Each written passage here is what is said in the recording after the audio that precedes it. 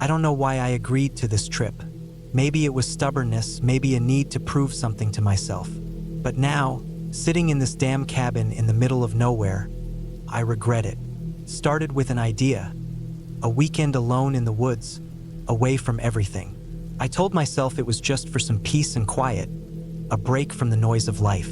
I picked a cabin far from any town, deep in the woods, the kind of place where cell service was spotty at best.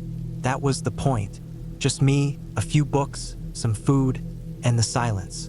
The drive was long, winding through thick forests on narrow roads. The last stretch was just dirt, rough enough that I worried about my car's tires. I reached the cabin late in the afternoon. It was small, old, but solid. A single-story structure with a porch, a tin roof, and a stone chimney. Inside, it was simple. Wooden floors, a fireplace, a small kitchen, and a bedroom with a bed that creaked when I sat on it. The first night, I kept the lights off and just listened. The woods were loud in a different way than the city. Crickets, rustling leaves, the occasional snap of a branch. Felt like something was always moving out there, just beyond sight. I reminded myself this was normal. The second day, I hiked a bit, sticking to a narrow trail behind the cabin. The trees were thick, towering overhead, blocking most of the sky.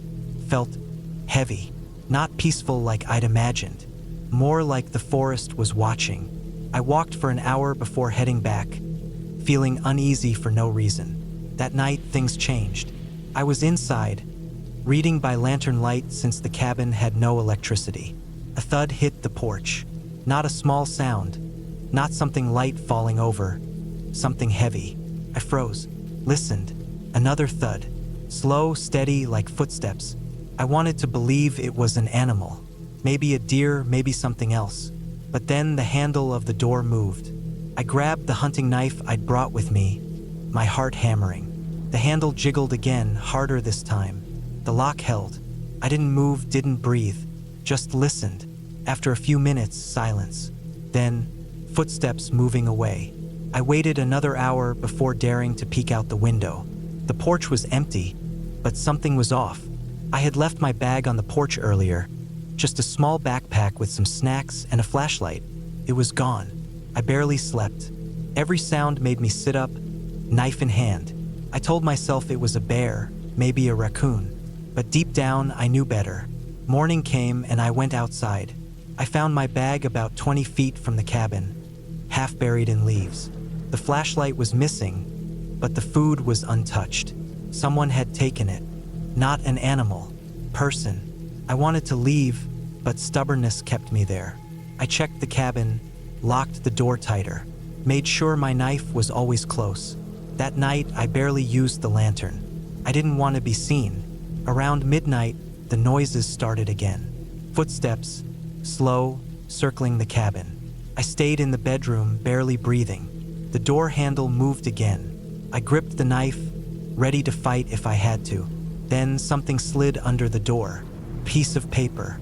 I stared at it for a long time before picking it up. There were just 3 words, written in rough, uneven letters. Leave, now. Asterisk, asterisk. I didn't sleep after that. As soon as the sky lightened, I grabbed my things, threw them in the car, and left. I didn't look back. I don't know who was out there or what they wanted. Maybe it was just a warning. Maybe they were testing me, waiting for another night. I'll never know, but I'll never go back.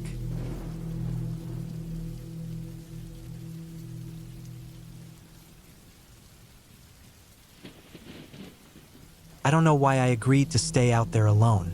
I kept telling myself it would be peaceful, a nice way to get away from everything. No distractions, no people, just a weekend by myself in a cabin way out in the woods. It wasn't too far from town, maybe a 20-minute drive down an old dirt road, but it was far enough that I wouldn't see another person unless I wanted to. The place belonged to a guy I used to work with, Eric. He had built it himself a few years ago, said he used to take his wife and kids there before they moved out of state. He hadn't been back since. When I mentioned needing a break from the city, he offered it up for the weekend, said I'd love it. He gave me the key, told me the generator still worked, and warned me about the old well out back. Don't fall in, he said with a chuckle. I left on a Friday afternoon, just as the sun started to dip below the tree line. The drive wasn't bad, but the last few miles were rough. The road turned into a narrow dirt path, uneven with deep ruts from the rain. My truck handled it fine, but I could feel every bump. Branches scraped against the sides, and in some places, it felt more like a hiking trail than a road. I had to slow down to a crawl a few times just to make sure I didn't end up stuck in a ditch. The cabin itself was simple, a single-story wooden structure with a slanted roof. The wood was aged and dark, but it looked solid. There was a small porch with a couple of old chairs, and a stack of firewood sat off to the side. It smelled like pine and damp earth, a mix of fresh air and something older. Something settled into the wood over years of being left alone. I grabbed my bags and stepped inside. The place was small but cozy.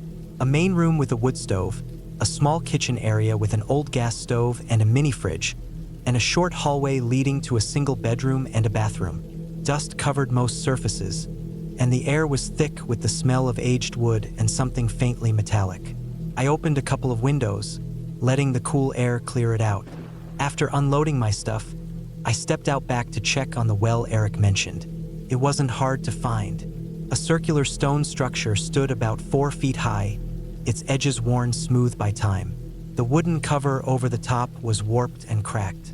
I nudged it with my boot, and it shifted slightly, revealing the darkness below. I leaned over, listening, but I couldn't hear anything. No dripping water, no echo, just silence. I didn't get too close after that. That first night was uneventful. I made a quick dinner, sat on the porch for a while, then turned in early. The bed was stiff, and the sheets smelled like they hadn't been used in years, but I was tired enough not to care. The woods outside were quiet, only the occasional rustling of leaves or a distant owl breaking the silence. I slept straight through the night. The next day, I went for a hike. There was an old trail behind the cabin that Eric had mentioned, said it looped around and eventually led back to the road. It was overgrown in places, but I could still make it out. The forest was dense, the air thick with the smell of moss and damp earth.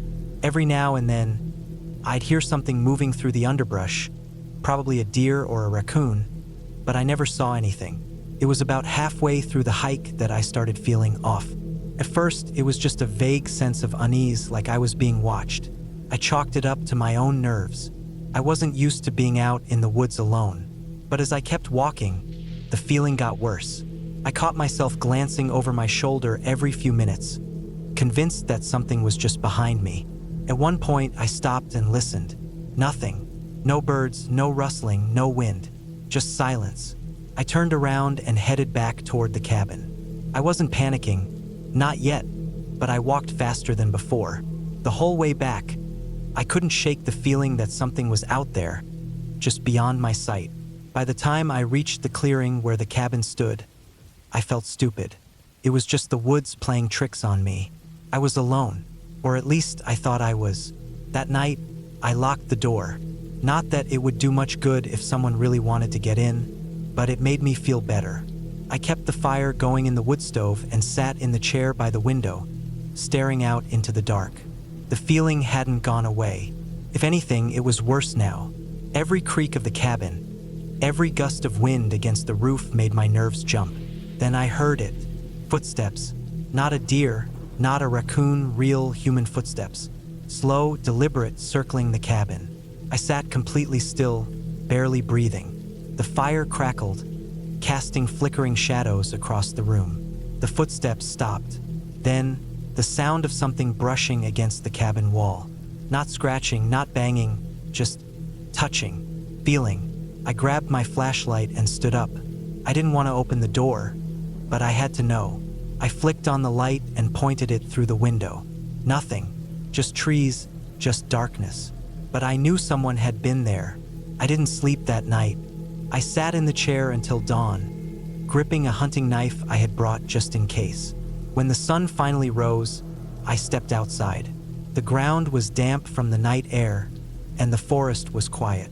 I walked around the cabin, checking the dirt for tracks, and I found them. Boot prints. Not mine. Someone had walked the perimeter of the cabin multiple times. I packed my stuff and left within minutes. I didn't even bother cleaning up. As I pulled onto the dirt road, I caught one last look in the rearview mirror. Someone was standing at the edge of the trees, watching me leave.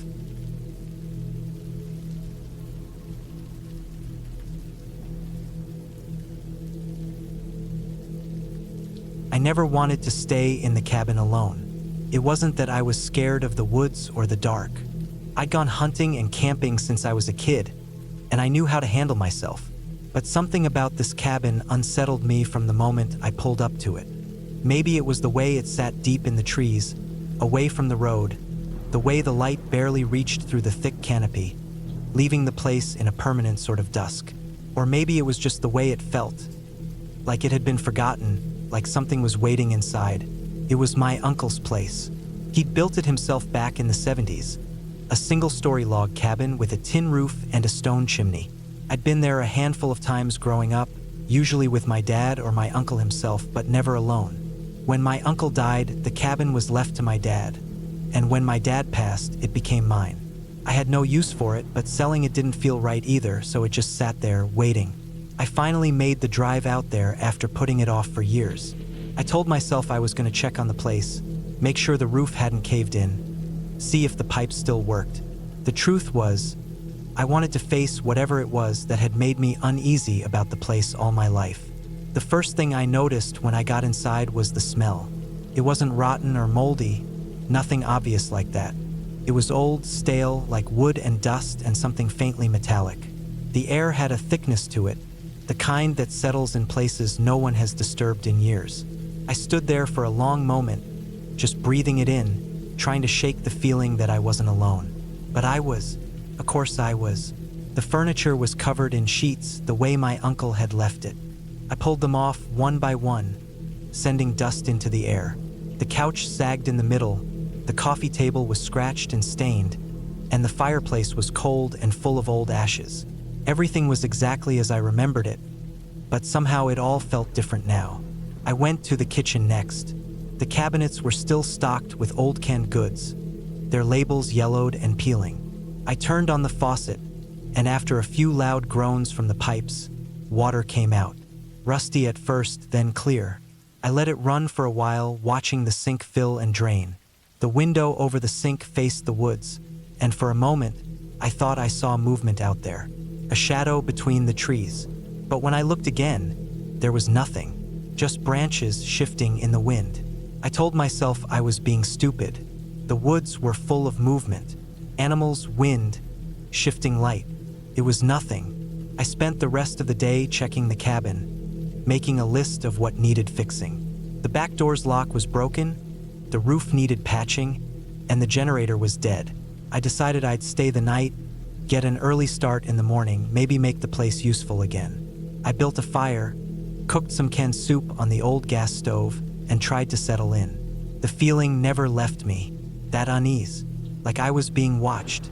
Every time I looked out the windows, I expected to see something. A person, an animal, something standing in the tree line. But there was nothing. It was just after midnight when I heard the first noise. A scrape against the side of the cabin. A deliberate sound, not the wind, not a tree branch. I sat up on the couch, listening, heart pounding. Then another sound, this one from the back of the cabin. A footstep. I grabbed my flashlight and my rifle. I wasn't about to take chances. The front door was locked, and I moved quickly to check the back, but I already knew what I'd find. The broken lock. The door was open. I swung the beam of my flashlight into the dark, scanning the trees, the ground, searching for movement. Nothing.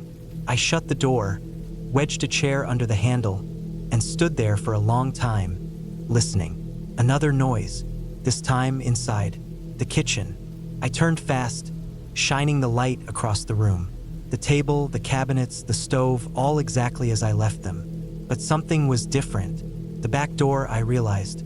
I had just closed it, but now it was open again. Just a crack. I moved slowly, gun up, breath steady. I reached for the door, gripping the edge, and pulled it shut again, locking it as best I could. I didn't know what I was dealing with. Person? An animal? Was my mind playing tricks on me? I backed away, keeping my light on the door. I should have left right then, but I didn't. I told myself it was nothing, that I was being paranoid. I forced myself to lie back down on the couch, keeping the rifle close. I didn't sleep. I just listened. The next noise came just before dawn. A soft creak. The floorboards, right outside the bedroom door. I shot up, flashlight shaking in my hand, and pointed it at the hallway. Empty. The door was still closed. I wasn't alone. I knew it then, knew it in my bones. I moved quickly. I grabbed my keys, my bag, and I didn't even bother putting on my boots. I just ran. I threw open the front door and sprinted to my truck, fumbling to get the key in the ignition. The engine roared to life, and I hit the gas, spinning gravel as I tore down the dirt road. I didn't look back. I didn't stop until I was miles away, the cabin lost in the trees behind me. I don't know what was in that cabin. A squatter? An animal? Something worse? I don't care. I won't be going back. Whatever my uncle left behind, whatever I inherited, it can stay there. The cabin is empty now, but I know deep down that it isn't. Not really.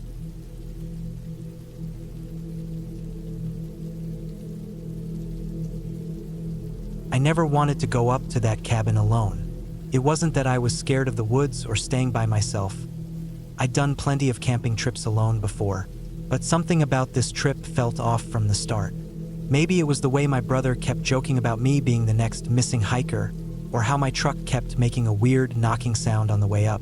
Either way, by the time I pulled off the main road and started the slow, bumpy drive down the unpaved path to the cabin, I already felt uneasy.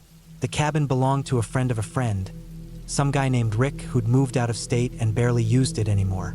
I'd gotten the place for a long weekend, figured I could get some peace and quiet, clear my head.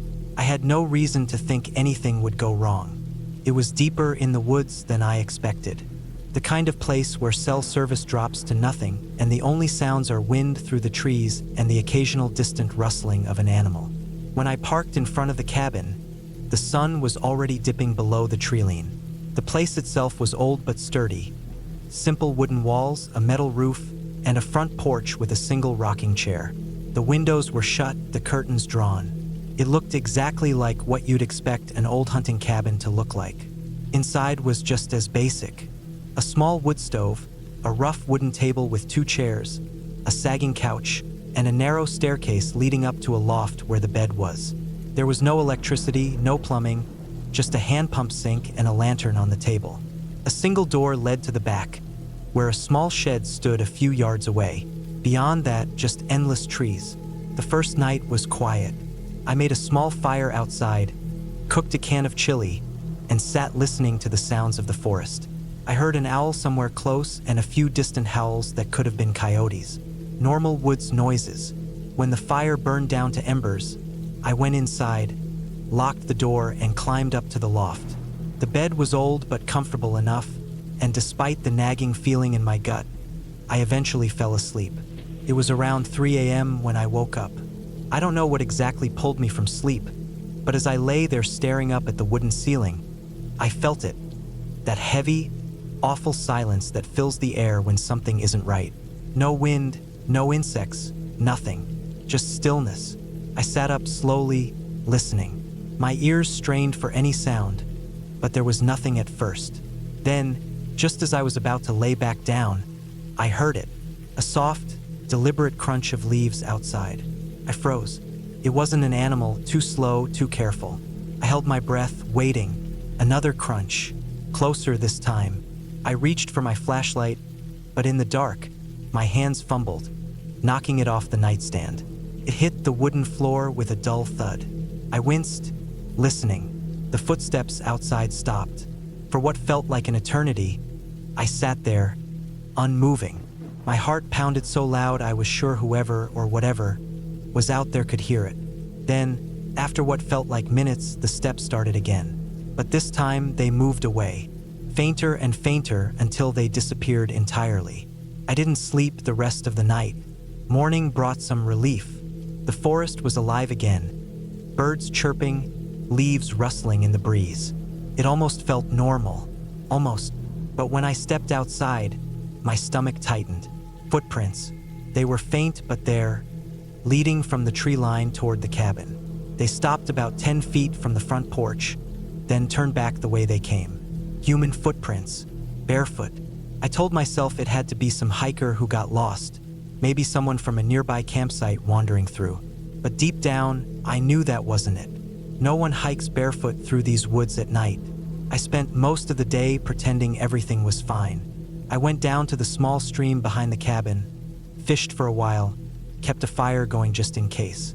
But as soon as the sun started setting, that feeling crept back in. That heavy silence. I made sure the door was locked, double-checked the old hunting knife I kept in my pack, and sat up in the loft with my flashlight, waiting. At some point, I must have drifted off, because the next thing I remember is waking up to the sound of something scratching at the front door. Not loud, not aggressive, just testing. My stomach clenched. I reached for the flashlight, gripping it so tight my knuckles ached. The scratching stopped. Silence stretched out. Then a soft click. The doorknob. Someone was trying to open the door. I didn't move. I barely breathed. The knob rattled again, harder this time. Then, after what felt like an eternity, slow footsteps moved across the porch. A long pause. Then the sound of someone walking toward the back of the cabin. I wanted to move, to grab my knife, to do anything, but I was frozen. My ears strained to hear. Then, a noise that made my blood run cold. The back door, the one leading to the shed. The door I hadn't thought to lock, creaked open. I was out of the loft in seconds, grabbing my knife and flashlight. I didn't think. I just moved. I slammed the front door open and ran for my truck. The keys were in my pocket, thank God. The second I was inside, I locked the doors and turned the engine over. Headlights flooded the trees. Nothing. No movement. Just an open back door swinging slightly in the breeze. I didn't wait. I threw the truck in reverse, gravel spraying as I backed up the narrow path. My hands were shaking so bad I could barely keep the wheel straight. I didn't stop driving until I hit the main road, my breath coming in short, panicked bursts. I never went back, never told my friend what happened. I don't know who was out there that night, watching, waiting, but I do know one thing. Whoever they were, they weren't lost. They weren't wandering. They knew I was there, and they were trying to get in.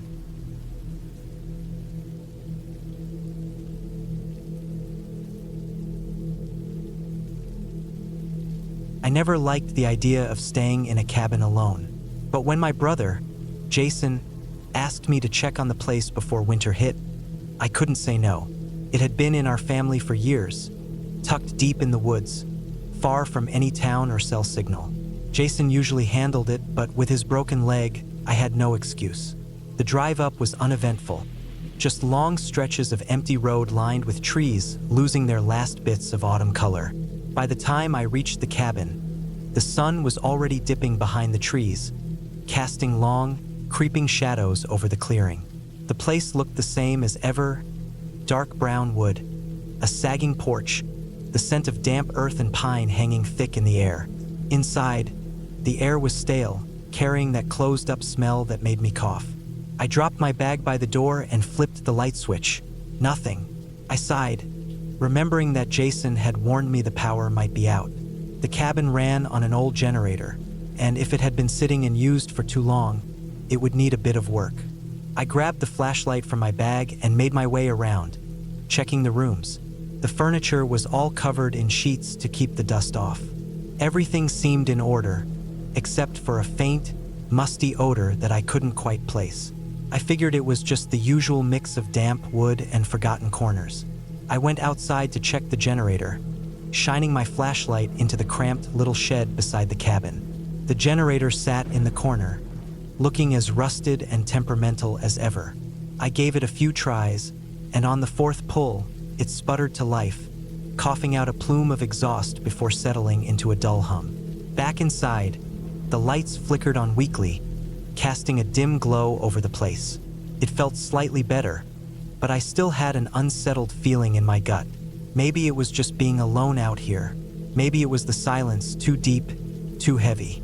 I made a quick dinner, just a can of soup heated over the propane stove, and sat at the small kitchen table, listening to the wind scrape against the cabin. Every so often, I'd hear a creak, but I told myself it was just the wood settling. Old buildings do that.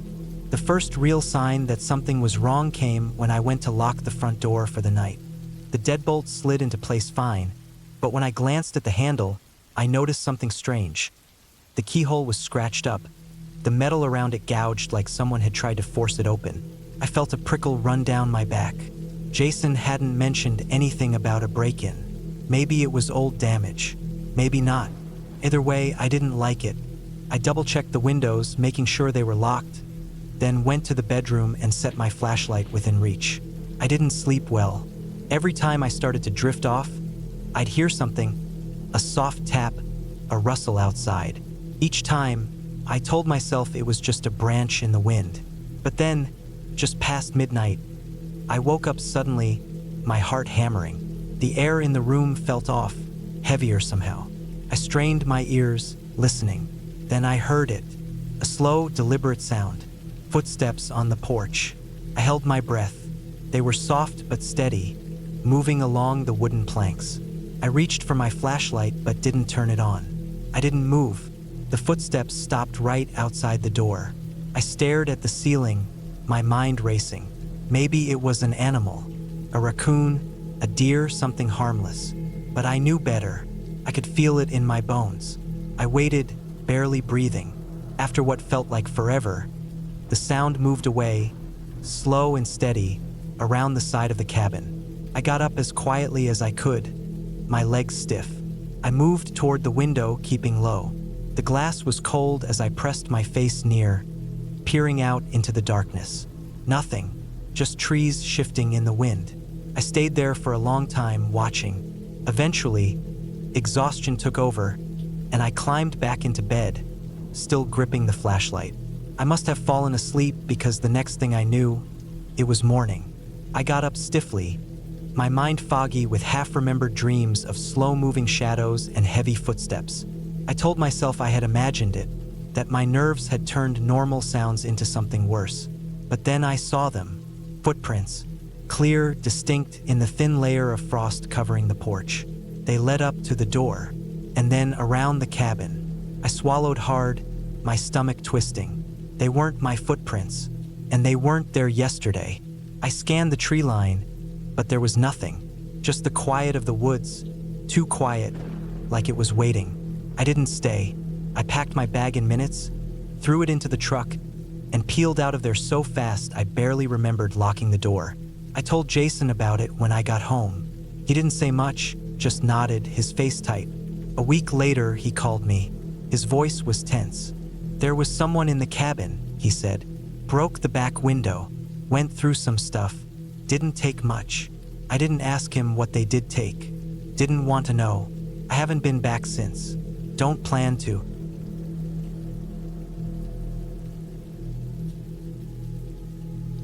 I had never liked the woods.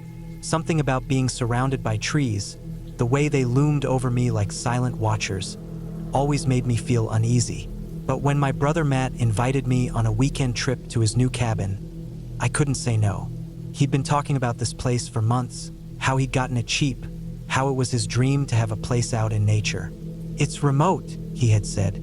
Quiet, no neighbors, just peace and fresh air. I had forced a smile and agreed, even though the thought of being out there, cut off from everything, made my skin crawl. I convinced myself I was being irrational. People owned cabins. They spent time in the woods all the time. This was normal. I could handle a weekend. The drive took longer than expected. The farther I got from the city, the more the roads narrowed and twisted, until they were little more than dirt paths, barely wide enough for my truck.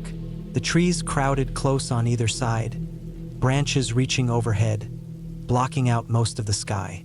My GPS lost signal an hour before I arrived, leaving me to rely on Matt's directions scribbled on a piece of paper.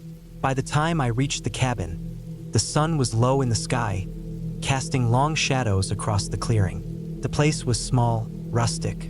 The wood was old but sturdy, the roof slanted with a metal chimney sticking out of it. A porch wrapped around the front, and I could see an axe embedded in a chopping block near a pile of split logs. Matt's truck was parked out front, but there was no sign of him. I stepped out of my truck, stretching my legs.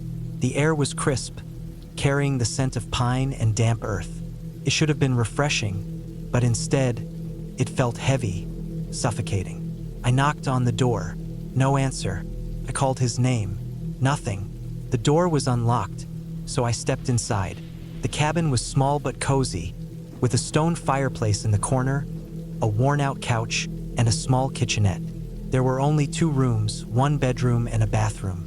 His bags were there, his jacket hung over a chair. But no Matt. At first, I wasn't worried. Maybe he'd gone for a walk. Maybe he was out back chopping wood. But as the minutes ticked by and the sun dipped lower, unease began to creep in. I checked my phone. No signal. Of course.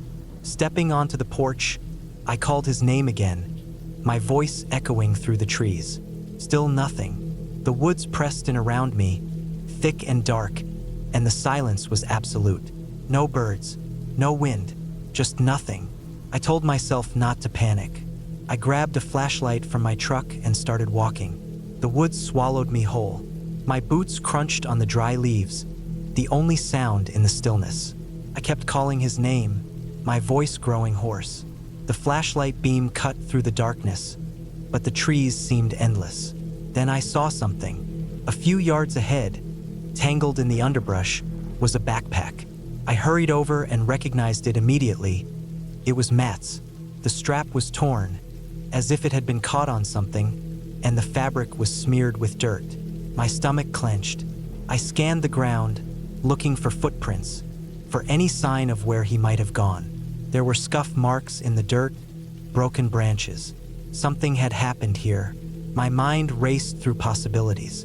An animal? A bear? But there were no claw marks, no blood. Had he fallen? Gotten lost? I forced myself to take slow, deep breaths.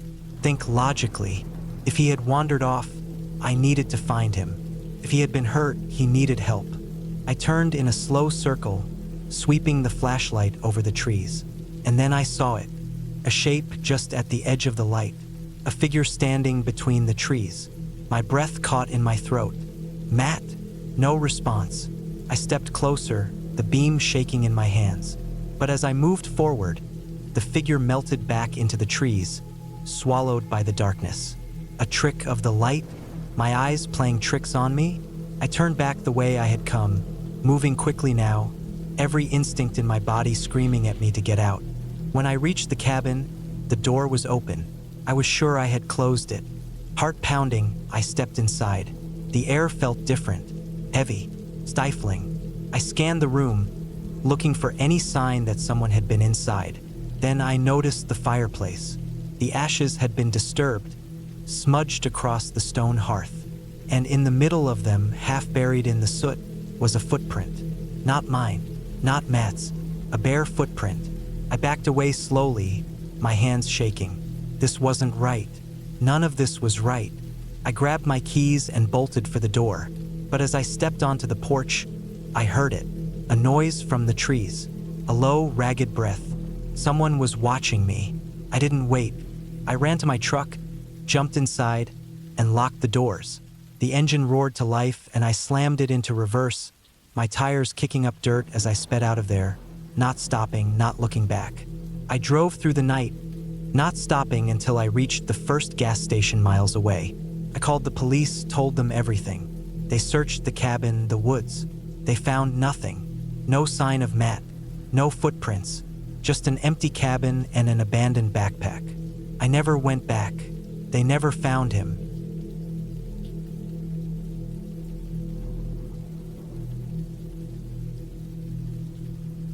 I took the trip alone. I needed to clear my head, get away from the city, and let the silence reset my thoughts. Life had been pressing down hard lately. Work stress, family issues, bills stacking up. I wanted nothing more than to be alone in the woods, to sit in a quiet cabin with nothing but the sound of the wind through the trees. So I found a place online, a small, off-the-grid cabin deep in the woods of northern Montana. No neighbors for miles, no cell service, no internet. Exactly what I wanted. The drive took most of the day. I had stocked up on food and supplies in a small town about an hour from the cabin, filling the cooler with enough food to last me the week. The road leading to the cabin was barely more than a dirt path, lined with thick trees that seemed to close in around me the further I went.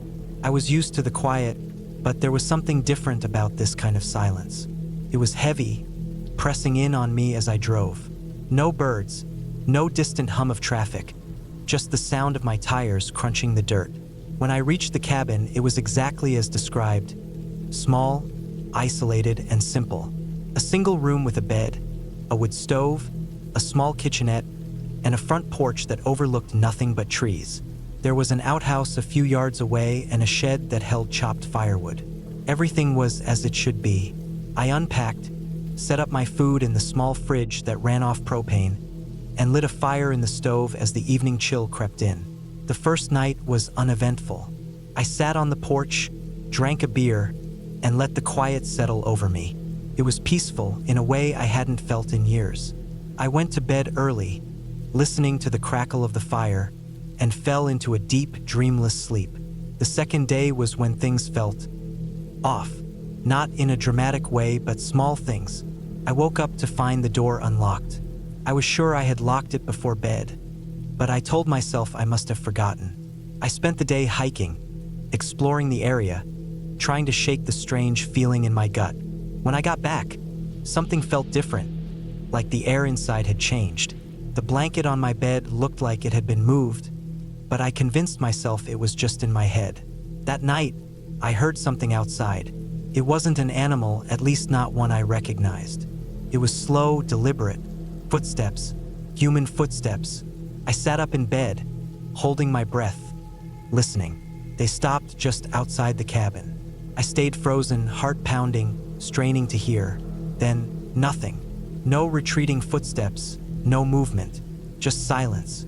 I didn't move for a long time. Eventually, I drifted into an uneasy sleep. The next morning, I checked outside. No tracks, no signs that anyone had been there. I tried to tell myself it had been my imagination, that maybe I had heard something falling from a tree, but deep down, I knew that wasn't it. Still, I forced myself to go about my day. I chopped wood, cooked a meal, tried to convince myself that everything was fine. That night, I barricaded the door with a chair, just in case. I lay in bed, staring at the ceiling, listening. Hours passed, and then it happened again. Footsteps. This time, they circled the cabin. Slow, deliberate. I held my breath, gripping the knife I had brought with me. The steps stopped at the door. Then, a sound that made my blood run cold. The door handle rattled. I wanted to move, to grab something, but I was frozen. The handle turned, but the barricade held. Then silence. I didn't sleep that night. I lay there, gripping the knife, waiting for the sound to come back. It never did. The first light, I packed my things. I didn't care how much time I had left on my rental. I was leaving. As I loaded my truck, I noticed something I hadn't before. A single boot print, right outside the door. It wasn't mine. I hadn't worn boots. I didn't waste any more time. I got in my truck and drove, not looking back. I didn't stop until I reached the nearest town. I found a diner, ordered coffee, and sat there, trying to calm my nerves. I don't know who was out there. I don't know what they wanted. But I do know one thing. Someone was watching me, waiting, and if I had stayed one more night, I don't think I would have left that cabin at all.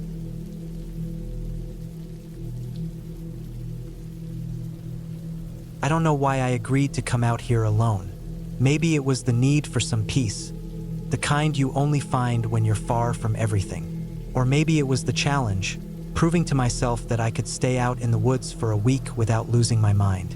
Whatever the reason, I was here now, deep in the forest, miles away from the nearest town, staying in an old cabin I had rented online. The cabin itself wasn't anything special. It was small, with a single bedroom, a tiny kitchen, and a wood-burning stove. The walls were old, the floorboards creaked with every step, and the windows were smudged with years of dust and dirt. But it was stocked with enough firewood, canned food, and water to last me the week. No cell service, no internet, just me, the trees, and the quiet. The first day was uneventful. I set up my stuff, started a fire in the stove, and sat outside watching the sun go down.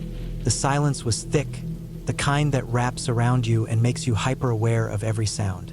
I could hear the wind moving through the trees, the distant call of an owl, and the occasional rustle of something moving in the underbrush.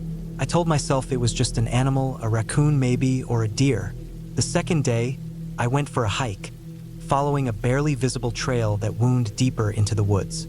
It felt good to walk, to stretch my legs and breathe in the crisp air.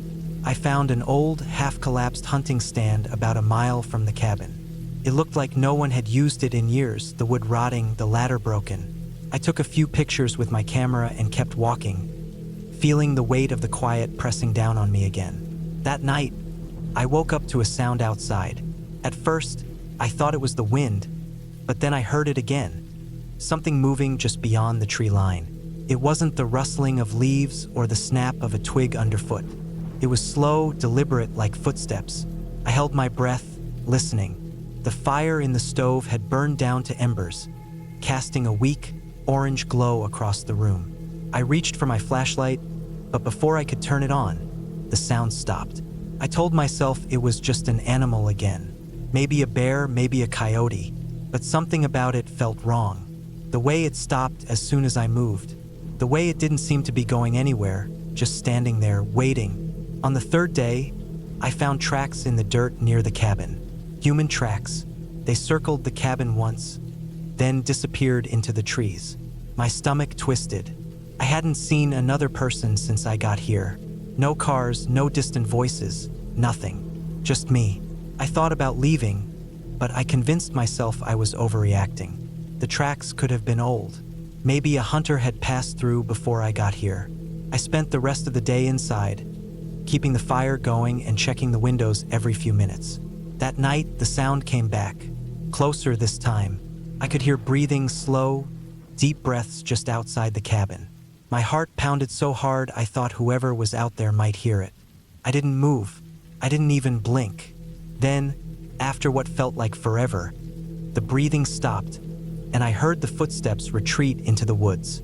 The fourth day, I packed my bag. I wasn't staying another night, but when I got to my truck, the tires were slashed. All four of them cut deep, the rubber torn apart. My hands shook as I stepped back, looking around. The forest was still. Too still.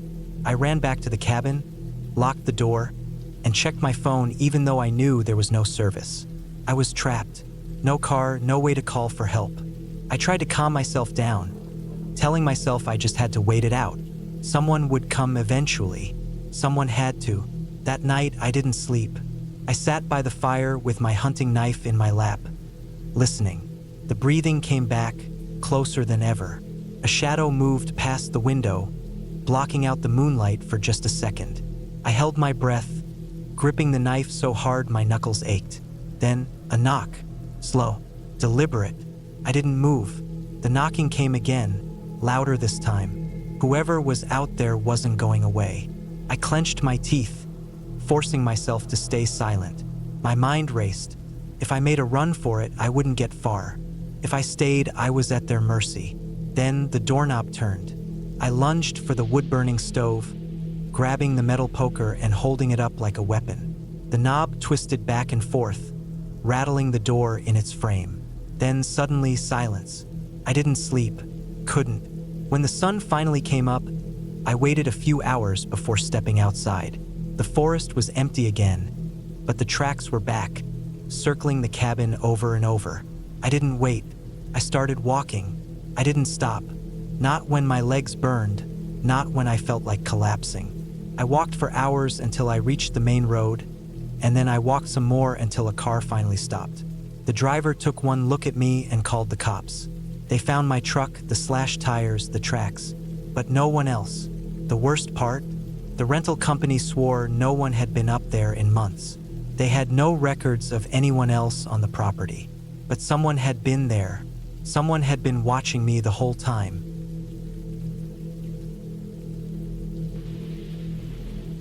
I didn't want to be out there that long, but I needed the money. It was a last-minute gig, one of those opportunities that pops up when you're broke enough to say yes before asking too many questions. A guy I barely knew, Paul, said he had a buddy who owned a cabin way out in the woods. The guy needed someone to stay there for a couple of weeks, keep an eye on the place, make sure no squatters moved in, and generally just be present. Easy money. Paul gave me a name, Jeff something, and a number. Called him. Jeff sounded like the kind of guy who chain-smoked and drank cheap coffee all day, voice all rough and low. He told me he'd pay $1,000 cash for 2 weeks. Just keep the place together, no parties, no weird shit. Just be there. I told him I could do that. It wasn't like I had anywhere better to be. The drive out took longer than I thought. The nearest town, if you could even call it that, was a gas station and a diner an hour back. After that, it was just dirt roads and thick forest. The kind of place where the trees press in on you, where you lose cell service and don't even notice because you're too busy watching the road for potholes big enough to eat your tires. I found the cabin just before dark. It wasn't much. One story, slanted roof, wooden porch with a couple of old chairs that looked like they'd break if you sat on them. The woods were thick all around it, and the nearest neighbor was, well, I had no idea. There wasn't another house in sight. I parked, grabbed my bag, and went inside. Smelled like wood and dust.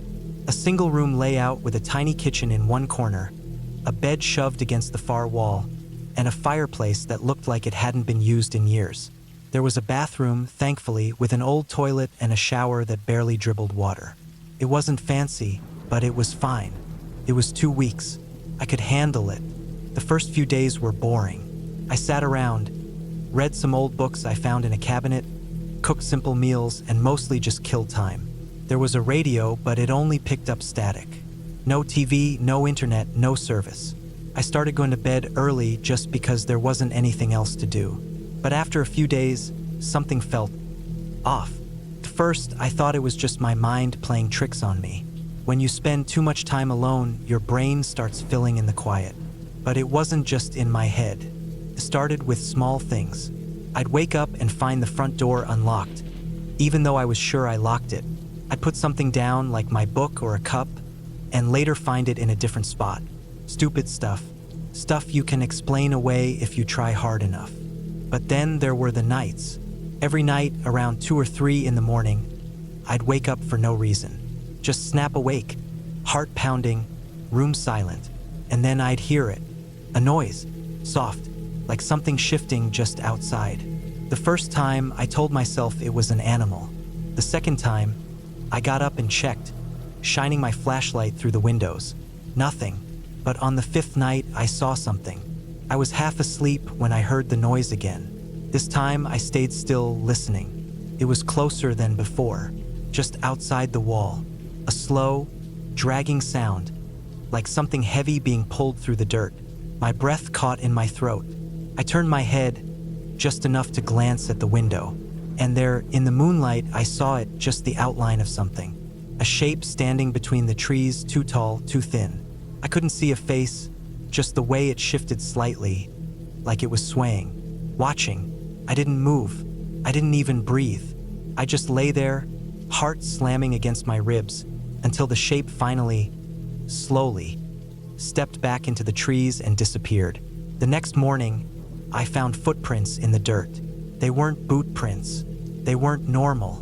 They were long, almost human, but not quite right. And they circled the cabin. I wanted to leave. I should have. But I told myself I was being stupid, that I was imagining things, that I was overreacting. I didn't even know if those prints had been there before. Maybe I just never noticed. That night, I didn't sleep. I kept my flashlight beside me, my eyes on the window. Hours passed. Silence. Nothing. And then, a thud, right outside the wall. I shot up, grabbing the flashlight, heart racing. The whole cabin felt wrong, like the air was heavier, thicker. The thud came again, this time against the door. I didn't move. I just sat there, gripping the flashlight like it could do something. And then the doorknob turned. Slow, deliberate, testing.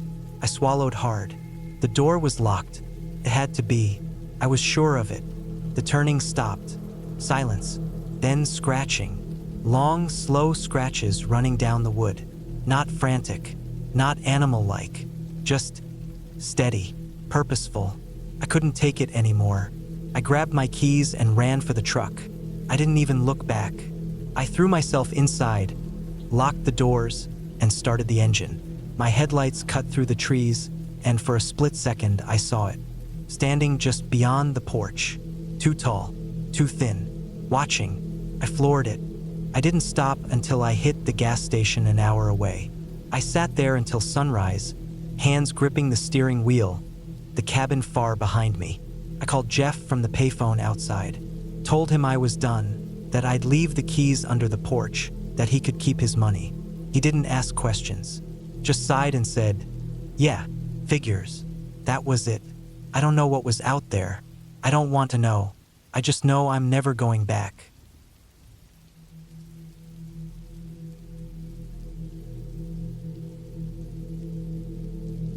I don't know why I said yes. Maybe I wanted some peace. Maybe I wanted to prove something to myself. Maybe I just thought a weekend alone in a cabin sounded like a good way to clear my head. Whatever the reason was, it doesn't matter now. If I had known how things would turn out, I would have never gone. The place belonged to a coworker's uncle. "A little old but nice," he had said when he handed me the keys. "Good place to get away from everything. No cell service, no neighbors, just the woods." That sounded perfect. I packed light, just some clothes, food, a flashlight, and a few books. The drive took longer than I expected. It was late afternoon by the time I turned onto the long dirt road leading to the cabin. The trees pressed in on both sides, thick and dark, cutting off most of the sunlight. The road was bumpy, full of deep ruts and scattered rocks, and I had to slow to a crawl to keep from wrecking my car. By the time I finally saw the cabin, the sun had started to dip behind the trees. It wasn't much to look at, just a small wooden structure with a slanted roof, a wraparound porch, and a single window in the front. The paint was faded, the wood looked dry and splintered, and the steps leading up to the porch sagged in the middle. I didn't care. I wasn't here for luxury. Inside, it was even smaller than I expected.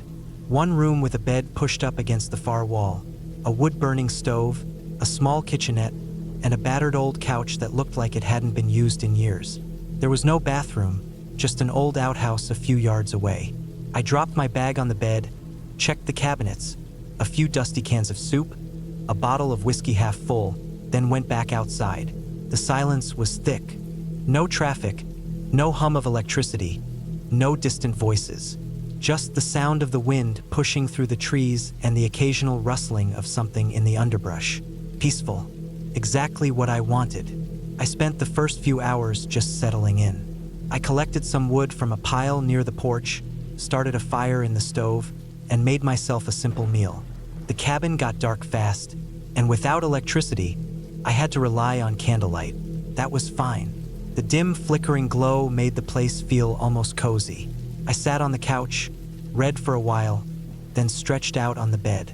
I don't know what woke me up. I sat up, blinking in the darkness. The fire in the stove reduced to glowing embers. The air felt different, heavier somehow. I listened. The wind had stopped. The woods, which had been full of night sounds just hours ago, were silent. Not even the chirping of crickets. Felt wrong. I got up, moving quietly, and grabbed the flashlight. The floorboards creaked under my feet as I made my way to the window. The glass was smudged and dusty, but I could still see the outline of the trees. Nothing looked out of place, but the feeling wouldn't go away, that prickling sense that something wasn't right. Then I heard it, a soft, shuffling sound, somewhere outside. Slow, deliberate, not the random rustling of an animal. Something moving, circling the cabin. I turned off the flashlight. The last thing I wanted was to make myself visible. My heart was pounding in my chest as I crouched by the window, barely breathing. The sound came again, closer this time, a scrape against the wood of the porch. Then silence. I stayed like that for what felt like an hour, every muscle in my body tense. But nothing else happened. Eventually, the woods came back to life. The wind returned, the crickets started chirping again, and whatever had been out there was gone. I barely slept after that. The next morning, I went outside to check around the cabin. The ground was covered in dead leaves, but near the steps, they had been disturbed, kicked aside. I crouched down, squinting at the ground. Footprints. Not boot prints, not sneakers, bare feet. The shape was clear, the toes pressing deep into the damp earth. My stomach twisted. I followed them for a few steps, but they disappeared into the underbrush. I told myself it was just some drifter, someone passing through. Maybe a hunter, lost and looking for shelter. But deep down, I didn't believe that. Whoever it was hadn't knocked, hadn't called out. They had just stood there, listening, watching. I should have left right then, packed my things, got in my car, and driven away. But I didn't. I told myself I was overreacting, letting my imagination get the best of me. It was just one night. It wouldn't happen again. That night, I locked the door, checked the window latches twice, and kept the flashlight within arm's reach. I lay in bed, staring at the ceiling, waiting. The sounds started again around midnight. The same slow, deliberate movements outside. But this time, they didn't stay at the front of the cabin. I heard them circling, moving along the walls, stopping just beneath the windows. Then came the breathing. Slow, ragged, close. I squeezed my eyes shut, gripping the flashlight so tight my fingers ached. I wanted to look. I wanted to shine the light through the window and see what was out there. But I couldn't make myself do it. Hours passed. The breathing stopped. The footsteps faded. And then, just before dawn, I heard it, the door handle rattling. I didn't move. I barely breathed. The latch held, and after a long, terrible moment, the sound stopped. When the sun finally rose, I packed my things in less than 5 minutes. I didn't even eat breakfast. I just grabbed my bag, locked the cabin behind me, and got in my car. As I backed up, I glanced at the front porch. The footprints were back. Dozens of them, leading up to the door, circling the cabin. Some were old, fading into the dirt. Others were fresh, too fresh.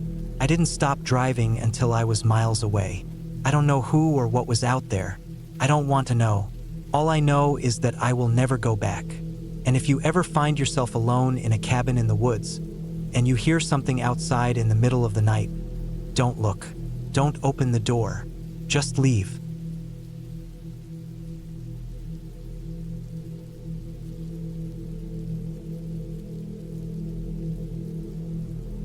I don't know why I thought going up to that cabin alone was a good idea. Maybe I just needed a break from everything. The noise, the people, the constant feeling of having to keep up with life. A weekend alone in the woods sounded peaceful. No emails, no phone calls, no responsibilities. Just me, a few books, and the quiet of nature. The cabin belonged to my uncle, who rarely used it anymore. It wasn't anything fancy, just a small structure tucked deep in the woods, about a 30-minute drive from the nearest town. No cell service, no Wi-Fi, just a wood-burning stove, a hand pump for water, and an old gas generator that powered a few lights when needed. Felt like stepping back in time. The drive up was uneventful. The gravel road was rough, the trees on either side thick and dark even in the afternoon light. I remember rolling down my window and taking in the smell of pine and damp earth. It felt good to be away from everything. By the time I reached the cabin, the sun was dipping below the trees. The air had a bite to it, the early signs of autumn creeping in. I unloaded my bag, locked the truck, and stepped inside. The cabin smelled like old wood and dust. The furniture was simple: a wooden table, 2 chairs, a sagging couch, and a bed in the corner. The place had an almost forgotten feel to it, like it had been waiting for someone to come back for years. I lit the old oil lamp on the table and started a fire in the wood stove. As the flames crackled, I felt the warmth spread through the small space. It was quiet, almost too quiet. I had lived in the city for so long that I had forgotten what true silence sounded like.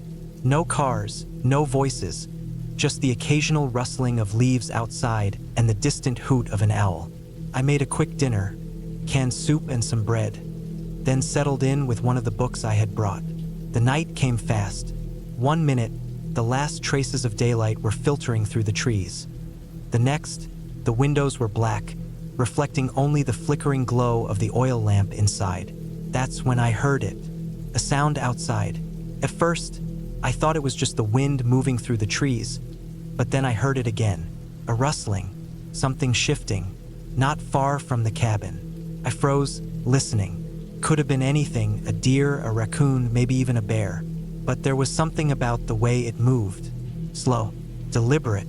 I reached for the flashlight I had set on the table and clicked it on. The beam cut through the darkness as I stepped to the window. I swept the light over the trees, the bushes, the narrow dirt path leading up to the cabin. Nothing, just shadows shifting in the breeze. I exhaled, shaking my head at myself. I was being paranoid. It was just the stillness, the unfamiliar quiet. My mind playing tricks on me. I shut off the flashlight and returned to the couch. But even as I tried to lose myself in my book, I couldn't shake the feeling that something was out there, watching. The fire burned low, and eventually exhaustion took over. I climbed into bed, pulling the old quilt over me. The wind picked up outside, whispering through the trees. I told myself it was just the isolation getting to me, that I'd feel better in the morning. I woke up suddenly. No sound had woken me, just a feeling, a weight in my chest. The room was dark, the fire just glowing embers in the stove. I turned my head toward the window. My breath caught in my throat. There was a shape outside. Just beyond the glass, a shadowed figure stood, barely visible in the dim moonlight. I couldn't see its face, just a dark outline, motionless. My heart pounded in my ears. I stayed completely still, barely breathing. My mind raced through every possibility. A hunter? A lost hiker? Someone from town? But deep down, I knew. Something about the way it stood there, silent, unmoving, was wrong. I forced myself to move, slowly reaching for the flashlight beside the bed. My fingers trembled as I clicked it on and aimed it at the window. The figure was gone. I shot up, the panic taking full hold now. I grabbed my jacket, my keys. My body was screaming at me to get out. I threw open the door, the cold air rushing in as I stepped onto the porch. I shined the flashlight in every direction. Nothing, just trees and darkness. My truck was parked just a few yards away. If I ran, I could make it. I didn't care about my stuff inside. I just needed to go. I gripped my keys tighter and took a step forward.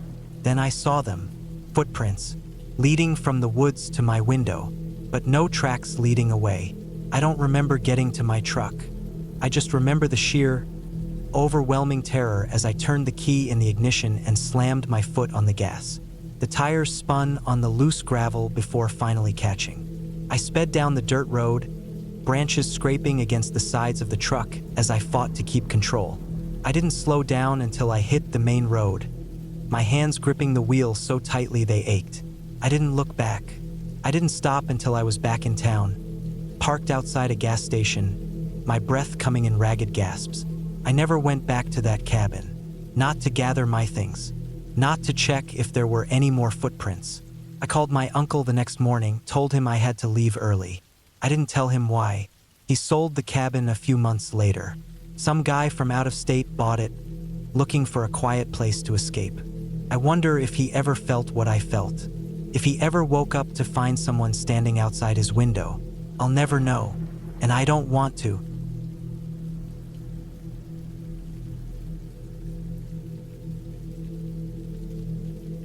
I don't know where to start. Maybe with the first moment I realized something was wrong. Maybe with the drive up. Maybe with the way the trees seemed to close in the farther I got from town. The way the road narrowed. The way the feeling in my chest grew heavier the deeper I went into the woods. I should have turned back. I should have never gone at all. But I did. And now I have to live with it. The cabin wasn't mine. It belonged to a friend of a friend, someone I barely knew.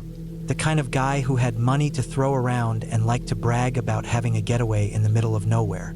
He never used it much, apparently. Just let it sit there, waiting for someone like me to come along and need a place to clear my head. He offered it to me without hesitation, told me to go up for as long as I wanted. No neighbors, no noise, just you and the trees, he said. Might be exactly what you need. I thought he was right. I wanted to be alone. needed to be alone. Life had been heavy for a while. Work stress, relationships falling apart, the weight of everything pressing down until I felt like I couldn't breathe. Cabin in the woods sounded perfect. No people, no distractions, just quiet. The drive was long, longer than I expected. I lost service an hour before I even got close. The roads twisted in ways that didn't feel natural, long stretches of nothing but trees pressing against the edges of the pavement. I kept my windows up. Something about the air felt wrong. Too still, too heavy. I kept telling myself it was all in my head, that I was just anxious, that I wasn't used to being this far from civilization. By the time I got there, the sun was starting to sink behind the trees. The cabin was smaller than I imagined. One story, wood darkened from years of weather, windows reflecting the last light of day. It looked abandoned, not in a rundown way, but in a way that made it feel untouched, like no one had set foot inside for a long time. The air was thick with the scent of pine and damp earth. I hesitated before unlocking the door. Inside, it was just as empty as I expected. A small kitchen, a single bedroom, a living area with a couch that looked older than I was. Dust clung to the wooden floors in places, but it wasn't filthy, just unused. I checked the fridge out of habit, found nothing but an old beer and a half-empty water bottle. I'd brought my own supplies, enough to last me a week, maybe more if I stretched it. I told myself I'd be fine. This was what I wanted. Peace, quiet. The first night was fine. I built a fire in the old stone fireplace, ate a simple meal, let myself get lost in the flickering glow. I didn't think about work. I didn't think about anything. The silence was almost comforting. Then I heard something outside. It wasn't loud, just a small sound, like something shifting through the leaves. I told myself it was the wind, maybe an animal, a raccoon, a deer. I was in the middle of the woods. It was normal. I forced myself to ignore it, to push away the unease crawling up my spine. It happened again the next night, a rustling closer this time, then a faint thud, like something brushing against the side of the cabin. I turned off the lights, stood by the window, staring out into the dark. I couldn't see anything, just trees, shadows shifting in the wind, but I felt it, the weight of something watching. I didn't sleep well that night. By the third day, I started noticing things, small things. The way the door seemed just slightly ajar when I knew I'd closed it. The way my supplies felt like they'd been moved, just an inch or two from where I left them. The way the air inside the cabin felt off, heavy, like the walls were pressing in. I tried to shake it off, tried to tell myself I was being paranoid, but my gut told me otherwise. That night, I locked everything, checked twice, 3 times, sat by the fire with my back to the wall, listening, waiting. The noise came late, a soft scrape along the porch, the sound of something testing the wood. I held my breath.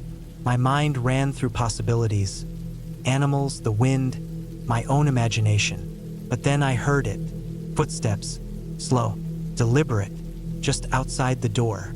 I grabbed the knife I'd brought, heart hammering in my chest. I didn't move, didn't breathe, just listened as the steps creaked along the porch, pausing near the window. I stared at the curtains, praying they wouldn't shift, that nothing would peek through. Minutes passed, maybe an hour, then silence.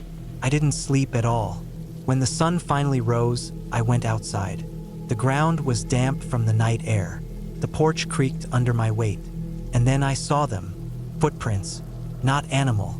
Not boots. Bare feet. Leading from the trees to my door. Leading away. I packed my things in minutes, threw everything into the car and didn't look back. The whole drive down, I kept checking the rearview mirror, half expecting to see someone standing at the edge of the trees, watching me go. I never told the guy who owned the cabin, never told anyone, really. I don't know what I would even say, that someone had been out there, barefoot, watching me, that they had come to my door in the middle of the night and just stood there, that they had left when they knew I was awake. I don't know what they wanted. I don't want to know. All I know is that I won't be going back.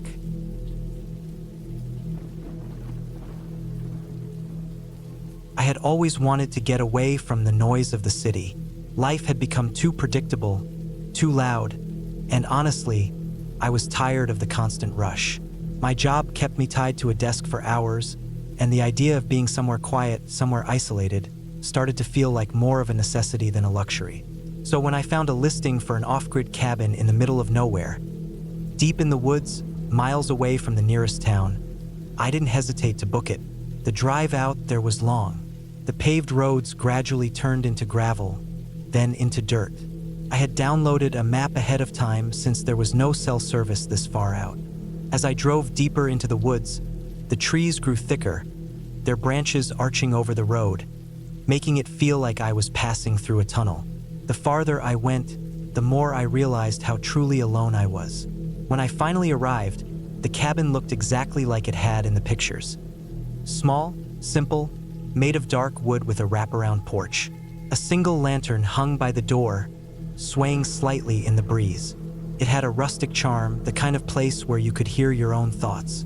There was a small woodshed out back, a well for water, and a fire pit in front. The place was completely off the grid.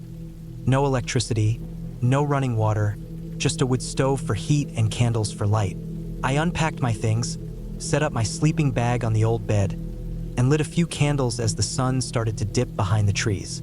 The air was thick with the scent of pine and damp earth, and the silence was almost unsettling. No distant hum of cars, no voices, nothing but the occasional rustle of leaves and the chirping of crickets. That first night, I slept surprisingly well. The kind of deep sleep you only get when you're far away from everything. But the second night was different. I had finished eating a can of soup by the fire and decided to go to bed early. As I lay there in the dark, the only sound was the soft crackling of the wood stove. Then I heard it, something moving outside. It was a slow, deliberate sound, like footsteps crunching on the forest floor. At first, I told myself it was just an animal, a deer maybe, but the steps were heavy, too heavy. They stopped for a long time right outside the cabin. I held my breath, waiting. Then, just as suddenly as they had started, they faded away into the woods. The next morning, I stepped outside to check the area. The damp ground held tracks, human tracks. They circled the cabin and then disappeared into the trees. My stomach tightened. No one else was supposed to be out here. I hadn't seen another car, another house, nothing for miles. I convinced myself it was old. Maybe a hiker had passed through a while ago. I had no way of knowing. I spent the day trying to shake the feeling of being watched. I chopped some wood, fetched water from the well, tried to enjoy the solitude. But as the sun set, my unease grew stronger. That night, I locked the door and barred it with a heavy wooden chair. I kept my flashlight and a hunting knife close. I wasn't taking any chances. Around midnight, the footsteps returned. This time, they didn't stop outside. They circled the cabin, slow and deliberate. I held my breath, gripping the knife so tightly my knuckles ached. The footsteps stopped right outside the window. I could feel whoever or whatever was out there standing just beyond the thin curtain. Minutes passed. Then I heard a soft tap on the glass. I didn't move. I didn't breathe.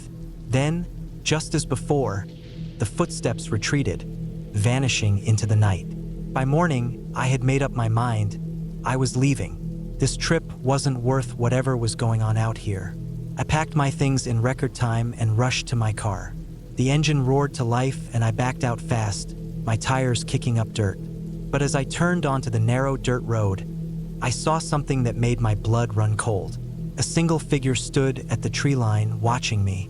I couldn't make out any details, just the dark outline of a person, motionless, silent. I pressed the gas, my hands gripping the wheel so hard they shook. I didn't stop driving until I was hours away. When I finally got service, I called the owner of the cabin, trying to keep my voice steady.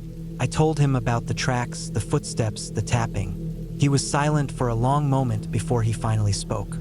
"You're not the first to leave early." That was all he said. I didn't ask for more. I didn't want to know. I just kept driving, vowing never to return. And I never have.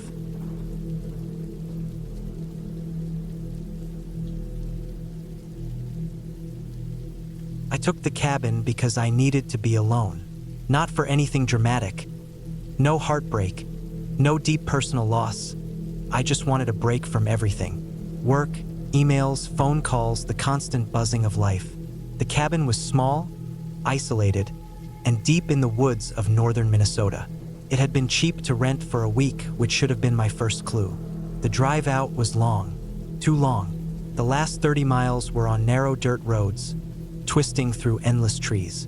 No houses, no signs, just trees pressing in on both sides. By the time I reached the cabin, it was late afternoon, and the shadows stretched long across the clearing. The place itself was basic, a one-room wooden structure with a tiny kitchen, a bed against the wall, and a wood-burning stove. No TV, no internet.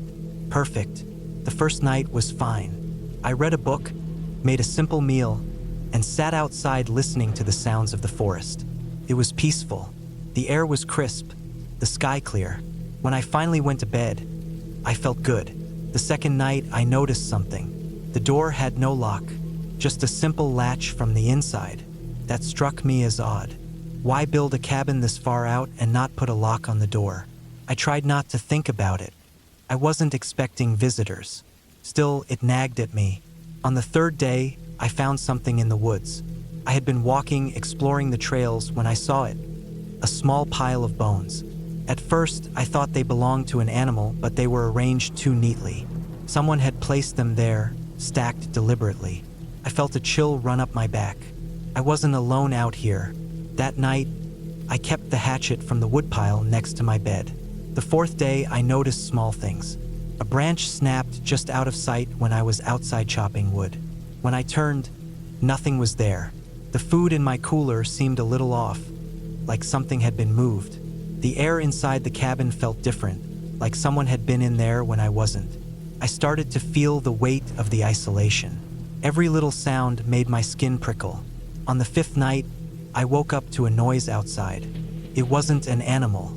It was footsteps, slow, deliberate. Someone was walking around the cabin. I held my breath, gripping the hatchet so tight my fingers ached. The footsteps stopped right outside the door. Then silence. I stayed like that for what felt like hours. Eventually, I must have fallen asleep because I woke up to daylight streaming through the window. I checked around the cabin. Nothing. No footprints, no signs of anything out of place. I told myself I had imagined it. I forced myself to believe that, but my body didn't buy the lie. My gut told me something was wrong. On the sixth day, I planned to leave. I packed my bag, loaded the car, and got behind the wheel. I turned the key. Nothing. The engine didn't even try to start. My chest tightened. I tried again. Dead. I checked under the hood, though I knew nothing about cars. The battery was there. The cables were intact. But something felt off. Like someone had been in there. Like someone had done something to it.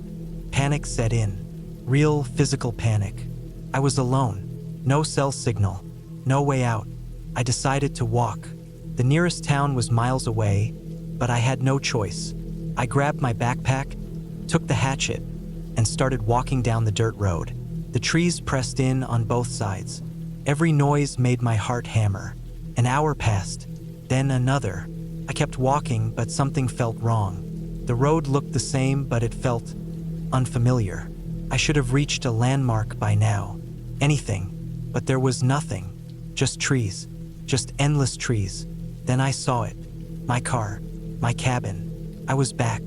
I had walked in a straight line for hours, and yet I was back where I started. Couldn't breathe.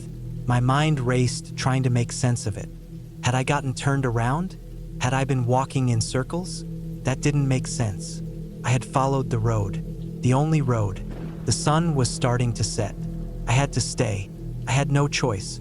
That night, I didn't sleep. I sat in the corner of the cabin, hatchet in my hands, staring at the door, waiting, listening. The footsteps came again, closer this time, slower, circling. Then, the latch on the door moved. I stopped breathing. The door didn't open, but I heard it. Someone tested it. Someone was out there. Morning came. I didn't move until the sun was fully up. Then I ran.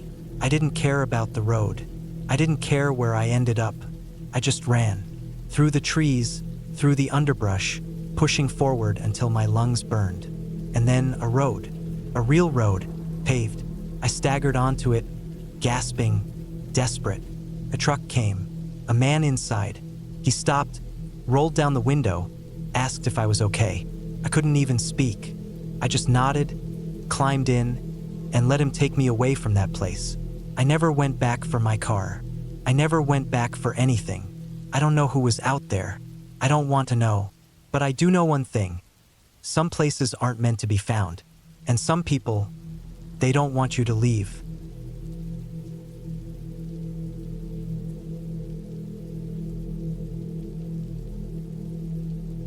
I never liked being alone in the woods, but when my cousin Mike offered me his cabin for the weekend, I took it. I needed the break. Work had been eating me alive. My apartment felt like a prison, and I thought maybe some quiet time in nature would fix me.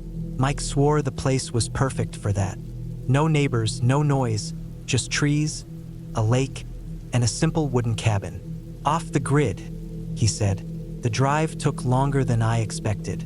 I left late in the afternoon, and by the time I turned onto the narrow dirt road leading to the cabin, the sun was already dipping behind the trees.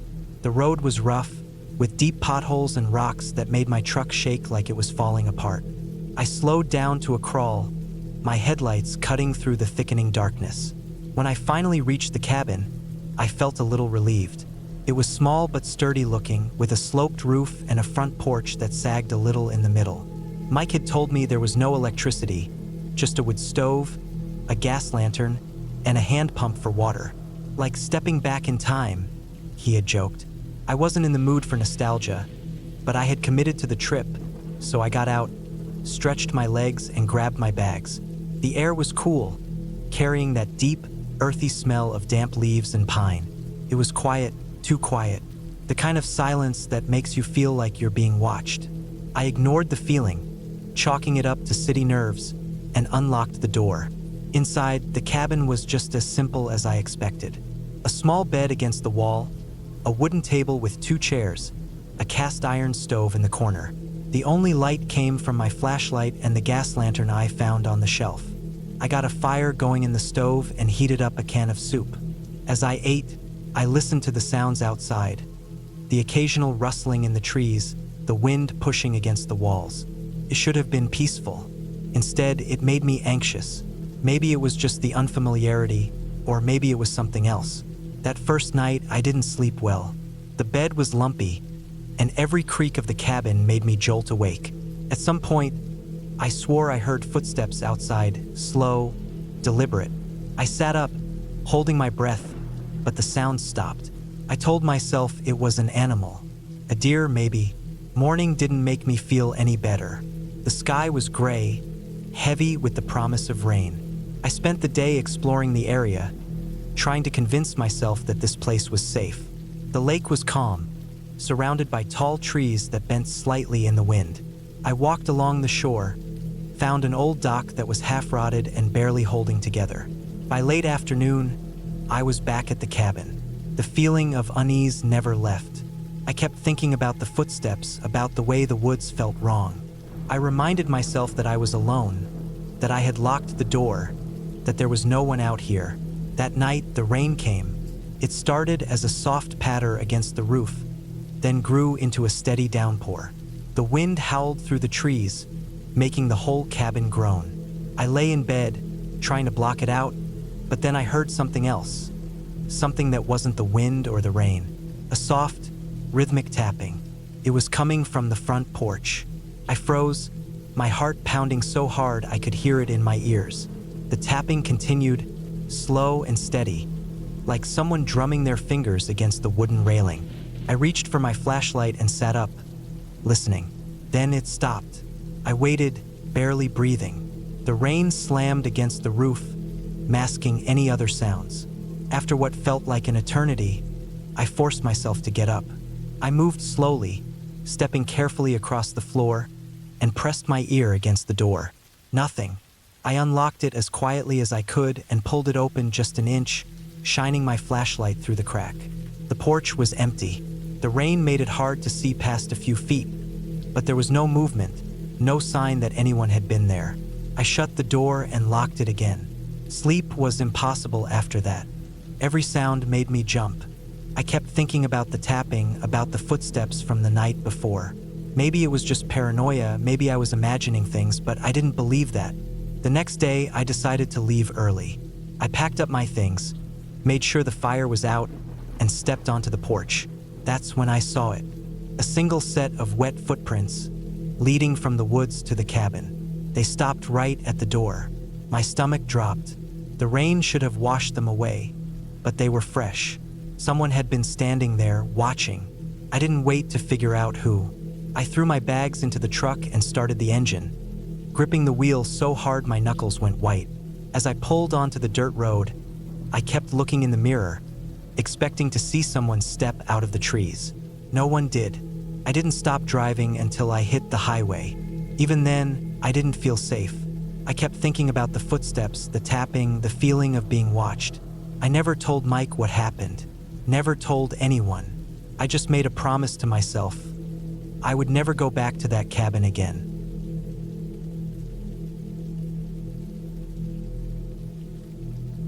The cabin stood at the edge of the woods, a lonely structure that seemed to sag under the weight of its own history. It wasn't much to look at, just a small, weathered building with peeling paint and a roof that dipped in the middle like an old man's back. The windows were dark, their glass cracked and fogged with years of neglect.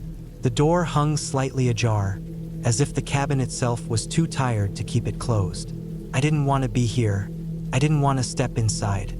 But the storm had come out of nowhere, and the rain was coming down so hard it felt like needles against my skin. I had no choice.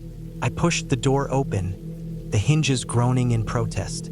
The air inside was thick and stale, carrying the scent of damp wood and something else I couldn't quite place. Something sour, like rot. My boots squelched against the floorboards as I stepped inside, water dripping from my jacket and pooling at my feet. The room was small, just a single space with a fireplace at one end and a rickety table in the center. A single chair sat beside it, its legs uneven and wobbling. The walls were bare except for a few nails where pictures might have once hung. There was no sign of life, no sign that anyone had been here in years. I shrugged off my backpack and set it on the table, the wood creaking under the weight. My flashlight flickered as I clicked it on, the beam cutting through the darkness and casting long shadows on the walls. I moved it around the room, taking in the details. The fireplace was filled with ash and charred wood, the remnants of a fire long since burned out.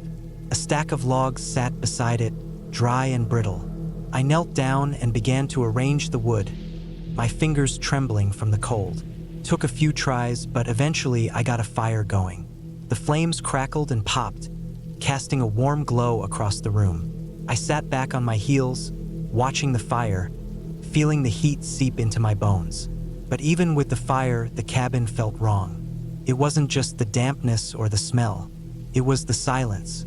The storm outside should have been loud, the rain pounding against the roof and the wind howling through the trees. But inside the cabin, the sound was muffled, distant, as if the walls were absorbing it. I could hear my own breathing, the crackle of the fire, the occasional creak of the floorboards, but nothing else. It was too quiet. I stood up and walked over to the window, peering out through the grimy glass. The rain was coming down in sheets, the trees swaying violently in the wind. Lightning flashed, illuminating the woods for a brief moment before plunging them back into darkness. I couldn't see far, but I could make out the shapes of the trees, their branches clawing at the sky like skeletal fingers. I turned away from the window, my stomach churning. I didn't like this place. I didn't like the way it felt, the way it smelled, the way it seemed to press in on me from all sides. But I was stuck here at least until the storm passed. I went back to the fire, sitting down on the floor and pulling my knees up to my chest. The warmth was comforting, but it didn't chase away the unease that had settled in my gut. I reached into my backpack and pulled out a bottle of water, taking a long drink. My throat was dry, my mouth tasting of dust and something metallic. I set the bottle down and stared into the flames, trying to calm my racing thoughts. But the longer I sat there, the more I felt it, the sense that I wasn't alone. It started as a prickling at the back of my neck, a faint sensation that someone was watching me. I turned my head, scanning the room. The shadows danced on the walls, but there was nothing there. No one there. I told myself it was just my imagination, just the stress of the storm and the eerie atmosphere of the cabin. But the feeling didn't go away. It grew stronger, more insistent. My skin crawled, and I found myself clutching the flashlight tighter, my knuckles white. I stood up, my legs shaky, and began to pace the room. The floorboards creaked under my weight, the sound loud in the oppressive silence. I kept the flashlight trained on the walls, searching for anything out of the ordinary. But there was nothing, just the same peeling paint, the same empty nails, the same shadows. I stopped in front of the fireplace, staring into the flames. My reflection flickered in the glass of the window, distorted and wavering. I looked away, unable to shake the feeling that something was wrong. And then I heard it.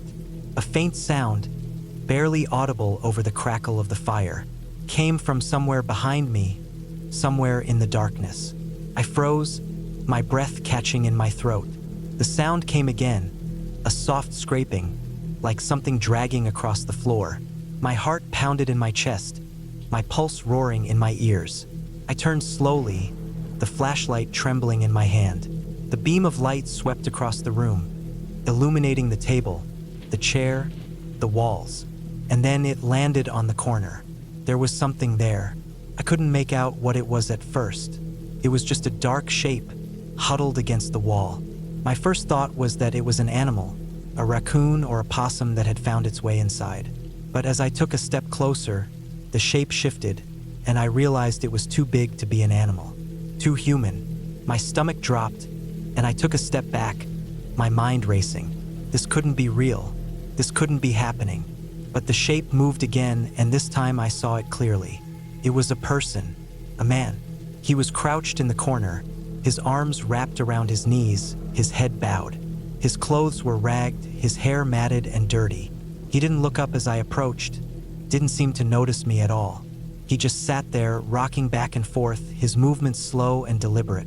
I wanted to run. I wanted to grab my backpack and bolt out the door, back into the storm. But my legs wouldn't move. I was rooted to the spot, my eyes fixed on the man in the corner. He was muttering something under his breath, his voice low and guttural. I couldn't make out the words, but the sound sent a chill down my spine. It was the sound of someone who had been alone for too long, someone who had lost their mind. I forced myself to take a step forward, my flashlight trained on him. "Hey," I said, my voice trembling. "Are you okay?" He didn't respond. He just kept rocking, kept muttering. I took another step, my heart pounding so hard I thought it might burst. "Hey," I said again, louder this time. "Can you hear me?" This time he stopped. His head snapped up, and I saw his face for the first time. His eyes were wide, bloodshot, his skin pale and gaunt. There was something wild in his expression, something feral. He stared at me for a long moment, his lips moving silently, as if he was trying to form words but couldn't. And then he lunged. I stumbled back, dropping the flashlight as he came at me. The beam of light spun across the room, casting crazy shadows on the walls. I felt his hands grab at me, his fingers digging into my arms. His breath was hot and sour against my face, his eyes wide and unblinking. I struggled against him, my mind screaming at me to fight, to get away. But he was stronger than he looked, his grip like iron. We fell to the floor, the impact knocking the air out of my lungs. I thrashed and kicked, trying to break free, but he was on top of me, his weight pinning me down. His hands were everywhere, clawing at my face, my neck, my chest. I could feel his nails breaking the skin, the pain sharp and immediate. I screamed, the sound echoing in the small space, but there was no one to hear me, no one to help. And then suddenly he stopped. His hands fell away, and he slumped to the side, his body going limp. I scrambled away from him, my breath coming in ragged gasps. My heart was pounding, my vision blurred with tears. I looked down at him, my mind struggling to process what had just happened. He was lying on his side, his eyes closed, his chest rising and falling in shallow breaths. He looked almost peaceful, like he had just fallen asleep. I didn't know what to do. My first instinct was to run, to get as far away from him as possible. But something held me back. Maybe it was the way he looked, so vulnerable and broken. Maybe it was the thought that he might wake up and come after me again. Or maybe it was just the realization that I couldn't leave him here, not like this. I crawled over to my backpack, my hands shaking as I rummaged through it.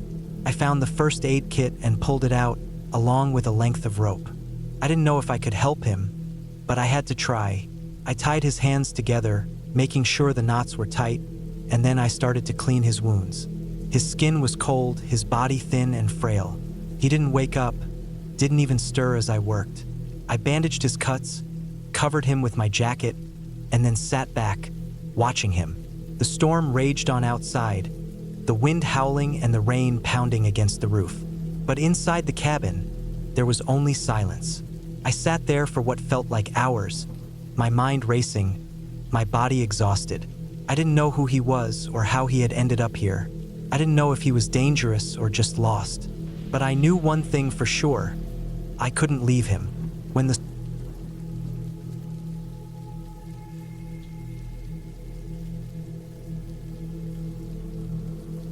cabin stood alone in the middle of the woods, its wooden walls weathered and gray, like an old man who had seen too many winters. The windows were dark, and the door hung slightly open, creaking softly in the wind. I didn't want to be here. I didn't plan to be here, but my car had broken down a mile back, and the rain was coming down hard, turning the dirt road into a river of mud. I had no choice but to seek shelter. The air smelled damp, like rotting leaves and wet earth.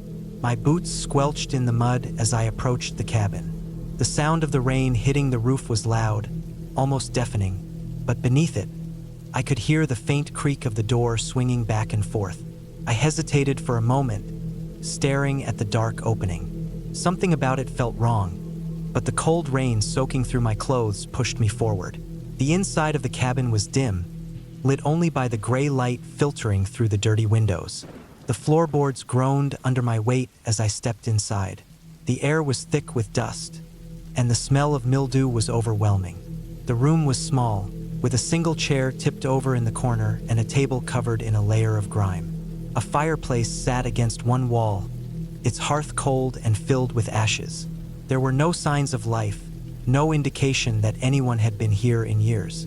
I shut the door behind me, but it didn't latch properly, swinging open again with a soft creak. I left it.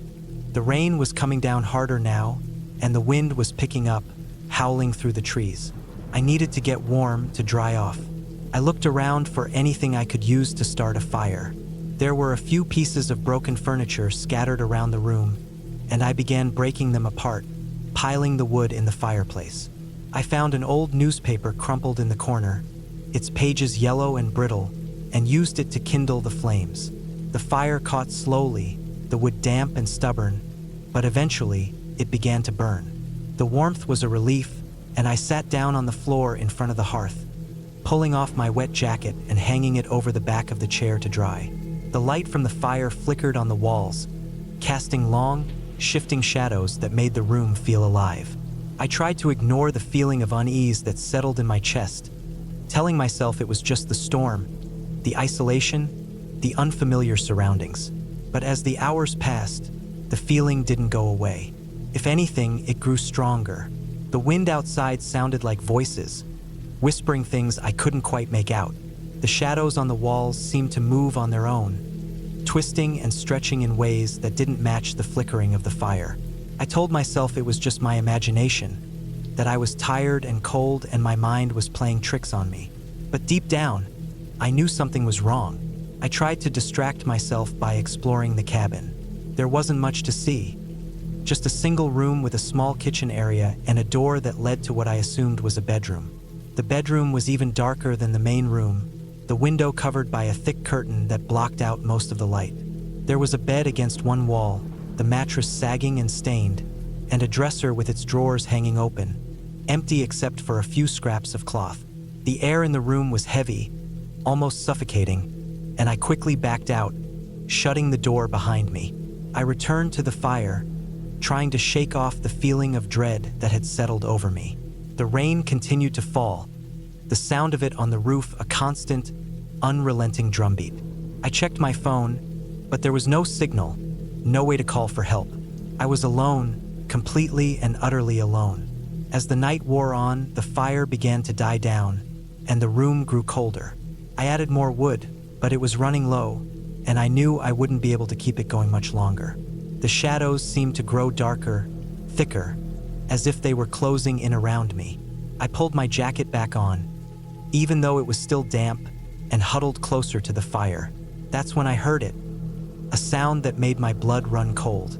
It was faint at first, almost drowned out by the rain, but it grew louder, more distinct. It was a scratching sound, like nails dragging across wood. It was coming from the bedroom. I froze, my heart pounding in my chest. The sound stopped for a moment, and then it started again, louder this time, more insistent. I told myself it was just the wind or an animal, but the rational part of my brain wasn't listening. All I could think about was the door to the bedroom and what might be on the other side. I stood up slowly, my legs trembling, and grabbed a piece of firewood from the pile. It was heavy and solid in my hand, and I gripped it tightly as I moved toward the bedroom door. The scratching sound continued, growing louder and more frantic. I reached out with my free hand and turned the doorknob, pushing the door open slowly. The room was dark, the curtains still drawn over the window. The scratching sound stopped as soon as the door opened, and the silence was almost worse. I stepped inside, the floorboards creaking under my weight, and looked around. The bed was still there, the mattress sagging and stained, and the dresser with its open drawers. But something was different. The air felt heavier, thicker, and there was a smell, a sharp, metallic smell that made my stomach turn. I took another step forward, and that's when I saw it. There was something on the floor, just visible in the dim light from the fire. It was dark and wet, and as I moved closer, I realized it was blood. My breath caught in my throat, and I took a step back, my heart racing. The blood was fresh, still glistening in the firelight, and there were footprints leading away from it, toward the corner of the room.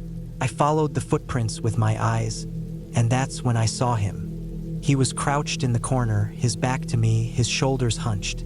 He was wearing a dark jacket, the fabric torn and stained, and his hair was matted with dirt and blood. He was breathing heavily, his shoulders rising and falling with each breath, and I could hear the sound of his teeth grinding together. I didn't move, didn't breathe. I just stood there, staring at him, the piece of firewood still clutched in my hand. He hadn't noticed me yet, or if he had, he didn't care. He was focused on something in front of him, something I couldn't see. I took a step back, my foot creaking on the floorboard, and his head snapped around. His face was pale, almost ghostly, and his eyes were wide and wild, like an animal's. There was blood on his face, smeared across his cheeks and chin, and his lips were pulled back in a snarl. He stared at me for a moment, his eyes locking onto mine, and then he lunged.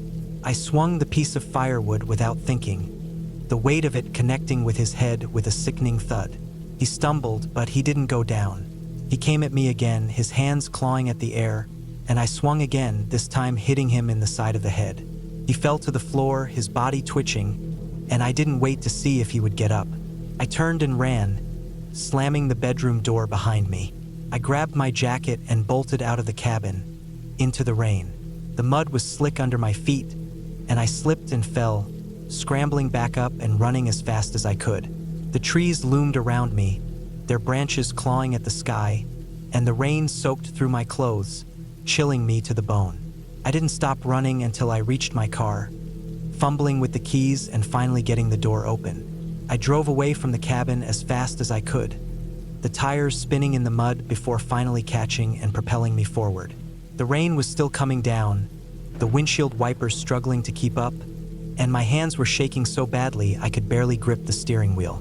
I didn't look back. I didn't want to see if he was following me, It wasn't until I reached the main road that I allowed myself to breathe. My heart was still pounding, and my mind was racing, trying to make sense of what had just happened. Who was he? What was he doing in that cabin? And why was there blood on the floor? I didn't have any answers, and I didn't want any. All I wanted was to put as much distance between myself and that cabin as possible. I drove for hours, the rain finally letting up as the sun began to rise.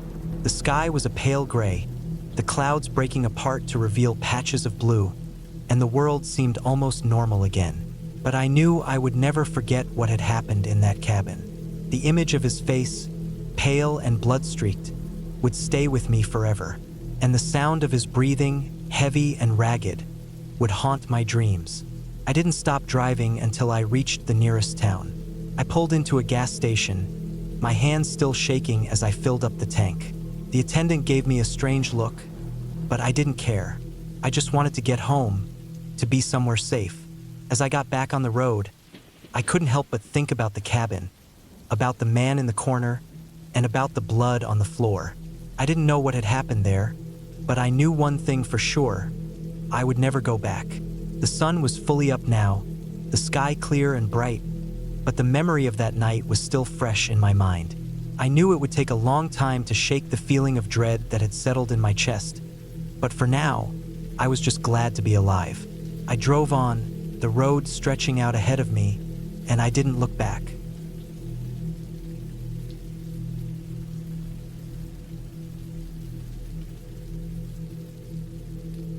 The cabin stood alone in the middle of the woods, its wooden walls weathered and gray, like the bones of some long-dead animal. I had found it by accident, or maybe it had found me.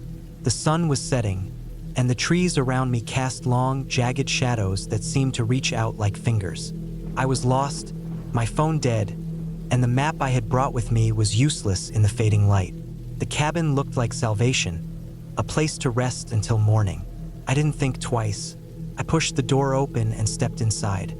The air was thick with dust, and the smell of rot clung to the walls. The floor creaked under my weight, and I could feel the uneven boards shift as I walked. The cabin was small, just one room with a fireplace, a table, and a bed pushed into the corner. The bed looked like it hadn't been touched in years, the sheets yellowed and stiff. The table was covered in a layer of grime, and on it sat an old oil lamp, its glass cloudy with age. I picked it up, shook it, and heard the slosh of oil inside. I lit it with the matches I always carried in my pocket, and the room filled with a weak, flickering light. I set the lamp on the table and looked around. The walls were bare except for a single photograph hanging crookedly above the fireplace. It was a black and white picture of a man, his face stern and unreadable. His eyes seemed to follow me as I moved, and I quickly looked away. The fireplace was filled with ashes, and when I touched them, they were cold. I thought about starting a fire, but the idea of staying here any longer than I had to made my skin crawl. I decided to wait out the night and leave at first light. I sat on the edge of the bed, the springs groaning under my weight. The silence was heavy, broken only by the occasional creak of the wood settling. I tried to relax, but every sound made my heart race. The wind outside picked up, whistling through the cracks in the walls, and I could hear the trees swaying, their branches scraping against the roof. I told myself it was just the wind, but the sound was too rhythmic, too deliberate. It was like someone was dragging their fingers across the shingles, testing the strength of the wood. I stood up and walked to the window, pulling back the tattered curtain. The glass was dirty, but I could see the outline of the trees outside, their branches twisting in the wind. The moon was full, casting a pale light over the forest. For a moment, I thought I saw movement, a shadow darting between the trees, but when I blinked, it was gone. I let the curtain fall back into place and turned away from the window. The lamp on the table flickered, and I watched the flame dance, casting strange shadows on the walls. I sat back down on the bed, my eyes fixed on the light. The longer I stared, the more the shadows seemed to move, shifting and twisting into shapes that made no sense. I told myself it was just my imagination, but the feeling of being watched was overwhelming. I could feel it in the back of my mind, a prickling sensation that made the hair on the back of my neck stand up. I lay down on the bed, the sheets stiff and cold against my skin. I closed my eyes, trying to block out the sounds and the shadows, but sleep wouldn't come. The wind howled outside, and the branches continued to scrape against the roof. I could feel the bed shaking, the springs creaking with every gust of wind. I opened my eyes and stared at the ceiling. The wood warped and cracked. The shadows from the lamp danced across the surface, and for a moment, I thought I saw something move, something dark and formless, crawling across the beams. I sat up, my heart pounding. The lamp flickered again, and the room was plunged into darkness.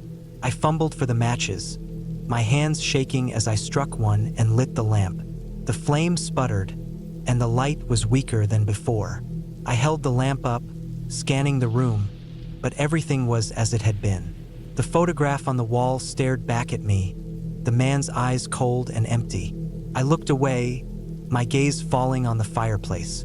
The ashes were still there, but something about them looked different. I walked over and knelt down, holding the lamp closer. The ashes were disturbed, as if someone had been digging through them. I reached out and touched them, and my fingers brushed against something hard and cold. I pulled it out, wiping away the soot. It was a key, old and rusted, the teeth worn down. I turned it over in my hands, wondering what it could open. There were no other doors in the cabin, no locks that I could see. I stood up and walked around the room, holding the lamp high, looking for anything that might need a key. I found it in the corner, hidden behind the bed. A trapdoor, its edges barely visible under the dust and dirt. I pushed the bed aside, the legs screeching against the floor, and knelt down to examine the door. It was made of heavy wood, the hinges rusted shut. I tried to lift it, but it wouldn't budge. I set the lamp down and used both hands, pulling with all my strength. The wood groaned, and the hinges squealed as the door slowly opened. A rush of cold air hit me, carrying with it the smell of damp earth and decay. I picked up the lamp and held it over the opening. The light revealed a set of narrow stairs leading down into the darkness. The steps were made of stone, worn smooth by years of use. I hesitated, my mind screaming at me to close the door and leave, but something pulled me forward. I took a deep breath and stepped onto the first stair. The wood creaked under my weight, but it held. I descended slowly, the lamp casting flickering shadows on the walls. The stairs led down into a small cellar, the walls lined with shelves. The shelves were empty, covered in a thick layer of dust. The air was cold and damp, and I could hear the sound of water dripping somewhere in the darkness. I held the lamp up, scanning the room. In the corner, I saw something that made my blood run cold. A chair, its legs bolted to the floor, the arms stained with something dark. The seat was covered in a thick layer of dust, but the stains were fresh, the color still deep and wet. I took a step closer, my heart pounding in my chest. The chair was old, the wood cracked and splintered, but it was the straps that caught my attention. Leather straps, worn and cracked, hung from the arms and legs. I reached out and touched one, the material stiff and cold.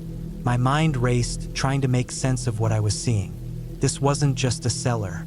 It was a prison, a place where someone had been held against their will. I turned away from the chair, my stomach churning. The lamp flickered again, and I shook it, trying to keep the flame alive. The light caught something on the far wall, and I walked over to get a closer look. It was a series of marks carved into the stone. I held the lamp up and saw that they were numbers, scratched into the wall with something sharp. The numbers were random, some small, others large, and they covered the entire wall. I ran my fingers over them, feeling the rough edges of the stone. As I looked closer, I realized that the numbers weren't random. They were dates, years, and next to each one was a name. The names were faded, but I could still make them out. Sarah, Emily, Michael, Jessica. The list went on, each name followed by a date. My hands shook as I traced the last name on the wall. It was fresh, the carving still sharp. The name was mine. I stumbled back, the lamp slipping from my fingers. It hit the ground and went out, plunging the cellar into darkness. I fumbled for the matches, my hands shaking so badly that I dropped them. I heard them hit the ground and roll away, the sound echoing in the small space. I dropped to my knees, feeling around in the dark, but the matches were gone. I could hear my own breathing, loud and panicked, as I tried to think of what to do. The sound of footsteps above me made me freeze. They were slow and deliberate, the floorboards creaking under the weight. I held my breath, listening as the footsteps moved across the room. They stopped directly above me, and I could hear the sound of the bed being dragged across the floor. The trapdoor creaked open, and a shaft of light spilled down into the cellar. I pressed myself against the wall, trying to make myself as small as possible. The footsteps started again, this time on the stairs. I could see the shadow of someone descending, the light from above casting long, twisted shapes on the walls. I closed my eyes, praying that I was wrong, that this was just a nightmare. But when I opened them, he was there. The man from the photograph, his face stern and unreadable, stood at the bottom of the stairs. In his hand, he held a knife, the blade catching the light. I didn't think. I didn't plan. I just moved. I lunged at him, my shoulder hitting him in the chest. He stumbled back, the knife slipping from his hand and clattering to the floor. I didn't stop. I pushed past him, my feet slipping on the stairs as I ran for the door. I could hear him behind me, his footsteps heavy and fast. I reached the top of the stairs and slammed the trapdoor shut, fumbling for the key. It was still in my pocket, and I jammed it into the lock, turning it just as he reached the door. The wood shook as he pounded on it, the sound echoing through the cabin.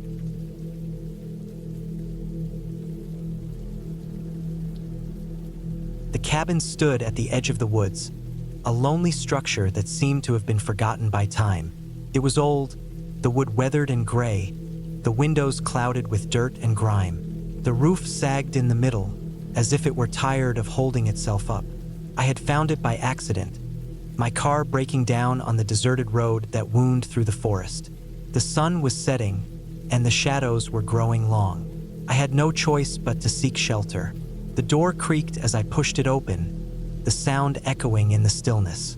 The air inside was thick with dust, and the smell of mildew was overpowering. I coughed, waving my hand in front of my face to clear the air. The floorboards groaned under my weight as I stepped inside, the sound making me pause. I listened, but there was nothing, just the silence of the woods. The cabin was small, just one room with a fireplace on the far wall. There was a table and 2 chairs, both covered in a thick layer of dust. A single bed sat in the corner, the mattress stained and sagging. I set my bag down on the table, the dust puffing up around it. I needed to start a fire, the temperature was dropping fast. I gathered some wood from outside, the forest floor littered with fallen branches. The sun was almost gone now, the sky a deep orange. The shadows were growing longer, the trees seeming to close in around me. I hurried back inside, the door slamming shut behind me. I jumped, my heart racing. It was just the wind, I told myself. Just the wind. I stacked the wood in the fireplace, using some old newspaper I found in a corner to get it started. The flames caught quickly, the warmth spreading through the room. I sat down in one of the chairs, pulling my jacket tighter around me. The fire crackled, the only sound in the silence. As the night wore on, the fire began to die down. I added more wood, but it didn't seem to help. The cold was creeping in, the shadows growing darker. I could feel it, a presence in the room with me. I told myself it was just my imagination, the isolation playing tricks on my mind. But the feeling wouldn't go away. I got up, pacing the room. The floorboards creaked with every step, the sound unnerving. I stopped by the window, looking out into the darkness. The trees were just shadows now, the moon hidden behind the clouds. I could see my reflection in the glass, pale and ghostly. I turned away, not wanting to look at myself. The fire was almost out now, just a few embers glowing in the darkness. I added the last of the wood, but it was no use. The cold was unbearable, my breath visible in the air. I wrapped myself in the blanket from the bed, but it did little to help. I sat back down in the chair, staring into the dying fire. That's when I heard it, a sound faint but unmistakable. It came from outside, a scratching noise, like something dragging itself across the ground. I froze, my heart pounding in my chest. I listened, but the sound didn't come again. I told myself it was just an animal, a raccoon or a possum, but the feeling of dread wouldn't go away. I got up, moving to the window. The darkness was complete now, the trees just black shapes against the sky. I couldn't see anything, but I could feel it. Something was out there, watching me. I stepped back from the window, my hands trembling. I needed to get out of here, but my car was miles away. I was trapped. The scratching came again, louder this time. It was closer, just outside the door. I backed away, my eyes fixed on the door. The handle began to turn, slowly, deliberately. I held my breath, my heart racing. The door creaked open, the cold air rushing in. I could see something moving in the darkness, a shape just outside the door. I grabbed the chair, holding it in front of me like a shield. The shape moved closer, stepping into the light of the dying fire. It was a man, his face gaunt and pale, his eyes hollow. He was dressed in rags, his clothes hanging off his thin frame. He didn't say anything, just stood there, staring at me. I didn't know what to do. My mind was racing, trying to make sense of what I was seeing. He didn't look dangerous, but there was something about him, something off. He took a step forward, and I backed away, the chair still in my hands. "Stay back," I said, my voice trembling. He didn't respond, just kept coming. I swung the chair, hitting him in the chest. He stumbled back, but didn't fall. He looked at me, his eyes empty, and then he lunged. I dropped the chair, turning to run, but there was nowhere to go. The cabin was small, just one room. I backed into the corner, my hands searching for something, anything to defend myself. He was on me in an instant, his hands grabbing at me, his breath hot on my face. I fought, kicking and punching, but he was stronger than he looked. He pinned me against the wall, his hands around my throat. I couldn't breathe, my vision going dark. I clawed at his hands, but it was no use. He was going to kill me, and then, just as suddenly as he had appeared, he was gone. I fell to the floor, gasping for air. I looked up, but he wasn't there. The door was open, the cold air rushing in. I got to my feet, my legs shaking. I looked around, but the cabin was empty. He was gone. I didn't wait to see if he would come back. I grabbed my bag and ran out into the night. The woods were dark, the trees closing in around me. I didn't know where I was going, but I didn't care. I just needed to get away. I ran until I couldn't run anymore, my lungs burning, my legs giving out. I collapsed on the ground, the cold seeping into my bones. I looked back, but the cabin was gone, swallowed by the darkness. I was alone, lost in the woods. I don't know how long I lay there, but eventually I got up. I had to keep moving. I stumbled through the trees, the moonlight barely enough to see by. I didn't know where I was going, but I knew I couldn't stop. And then, just as I was about to give up, I saw it. A light, faint but unmistakable. I moved towards it, my heart racing. It was a house, a real house, with lights on and smoke coming from the chimney. I ran towards it, my legs screaming in protest. I pounded on the door, my hands numb from the cold. It opened, and a woman stood there, her face concerned. She took one look at me and pulled me inside, wrapping a blanket around me. I tried to tell her what had happened, but the words wouldn't come. I just sat there, shaking as she called the police. They came quickly, their lights flashing in the darkness. I told them everything about the cabin, the man, the attack. They listened, their faces serious. They said they would search the woods, but I knew they wouldn't find anything. He was gone, vanished into the night. I stayed with the woman that night, her kindness a stark contrast to the horror I had just experienced. The next morning, the police took me back to my car. It was still there, broken down on the side of the road. They offered to give me a ride, but I declined. I needed to be alone to process what had happened. I got in my car, the engine turning over after a few tries. I drove away, the woods fading in my rearview mirror. I didn't look back. I didn't want to. It's been weeks now, and I still can't shake the feeling of dread. I see his face in my dreams, his hollow eyes staring at me. I don't know who he was or what he wanted, but I know one thing: I'll never go back to that cabin. The police never found anything. No cabin, no man. They said it was probably just some drifter, someone passing through. But I know what I saw. He was real and he was dangerous. I've tried to move on, to forget about that night, but it's hard. Every time I close my eyes, I see him. Every time I hear a noise, I jump. I don't know if I'll ever feel safe again, but I have to try. I can't let him win. I can't let that night define me. I have to keep going, to keep living, because if I don't, he's already won. So I'll keep moving forward, one step at a time. I'll keep fighting, keep surviving, because that's all I can do. That's all any of us can do. And maybe, just maybe, one day I'll forget. One day, I'll be able to close my eyes without seeing his face. One day, I'll be free. But until then, I'll keep running. I'll keep fighting. I'll keep surviving. Because that's what we do. We survive.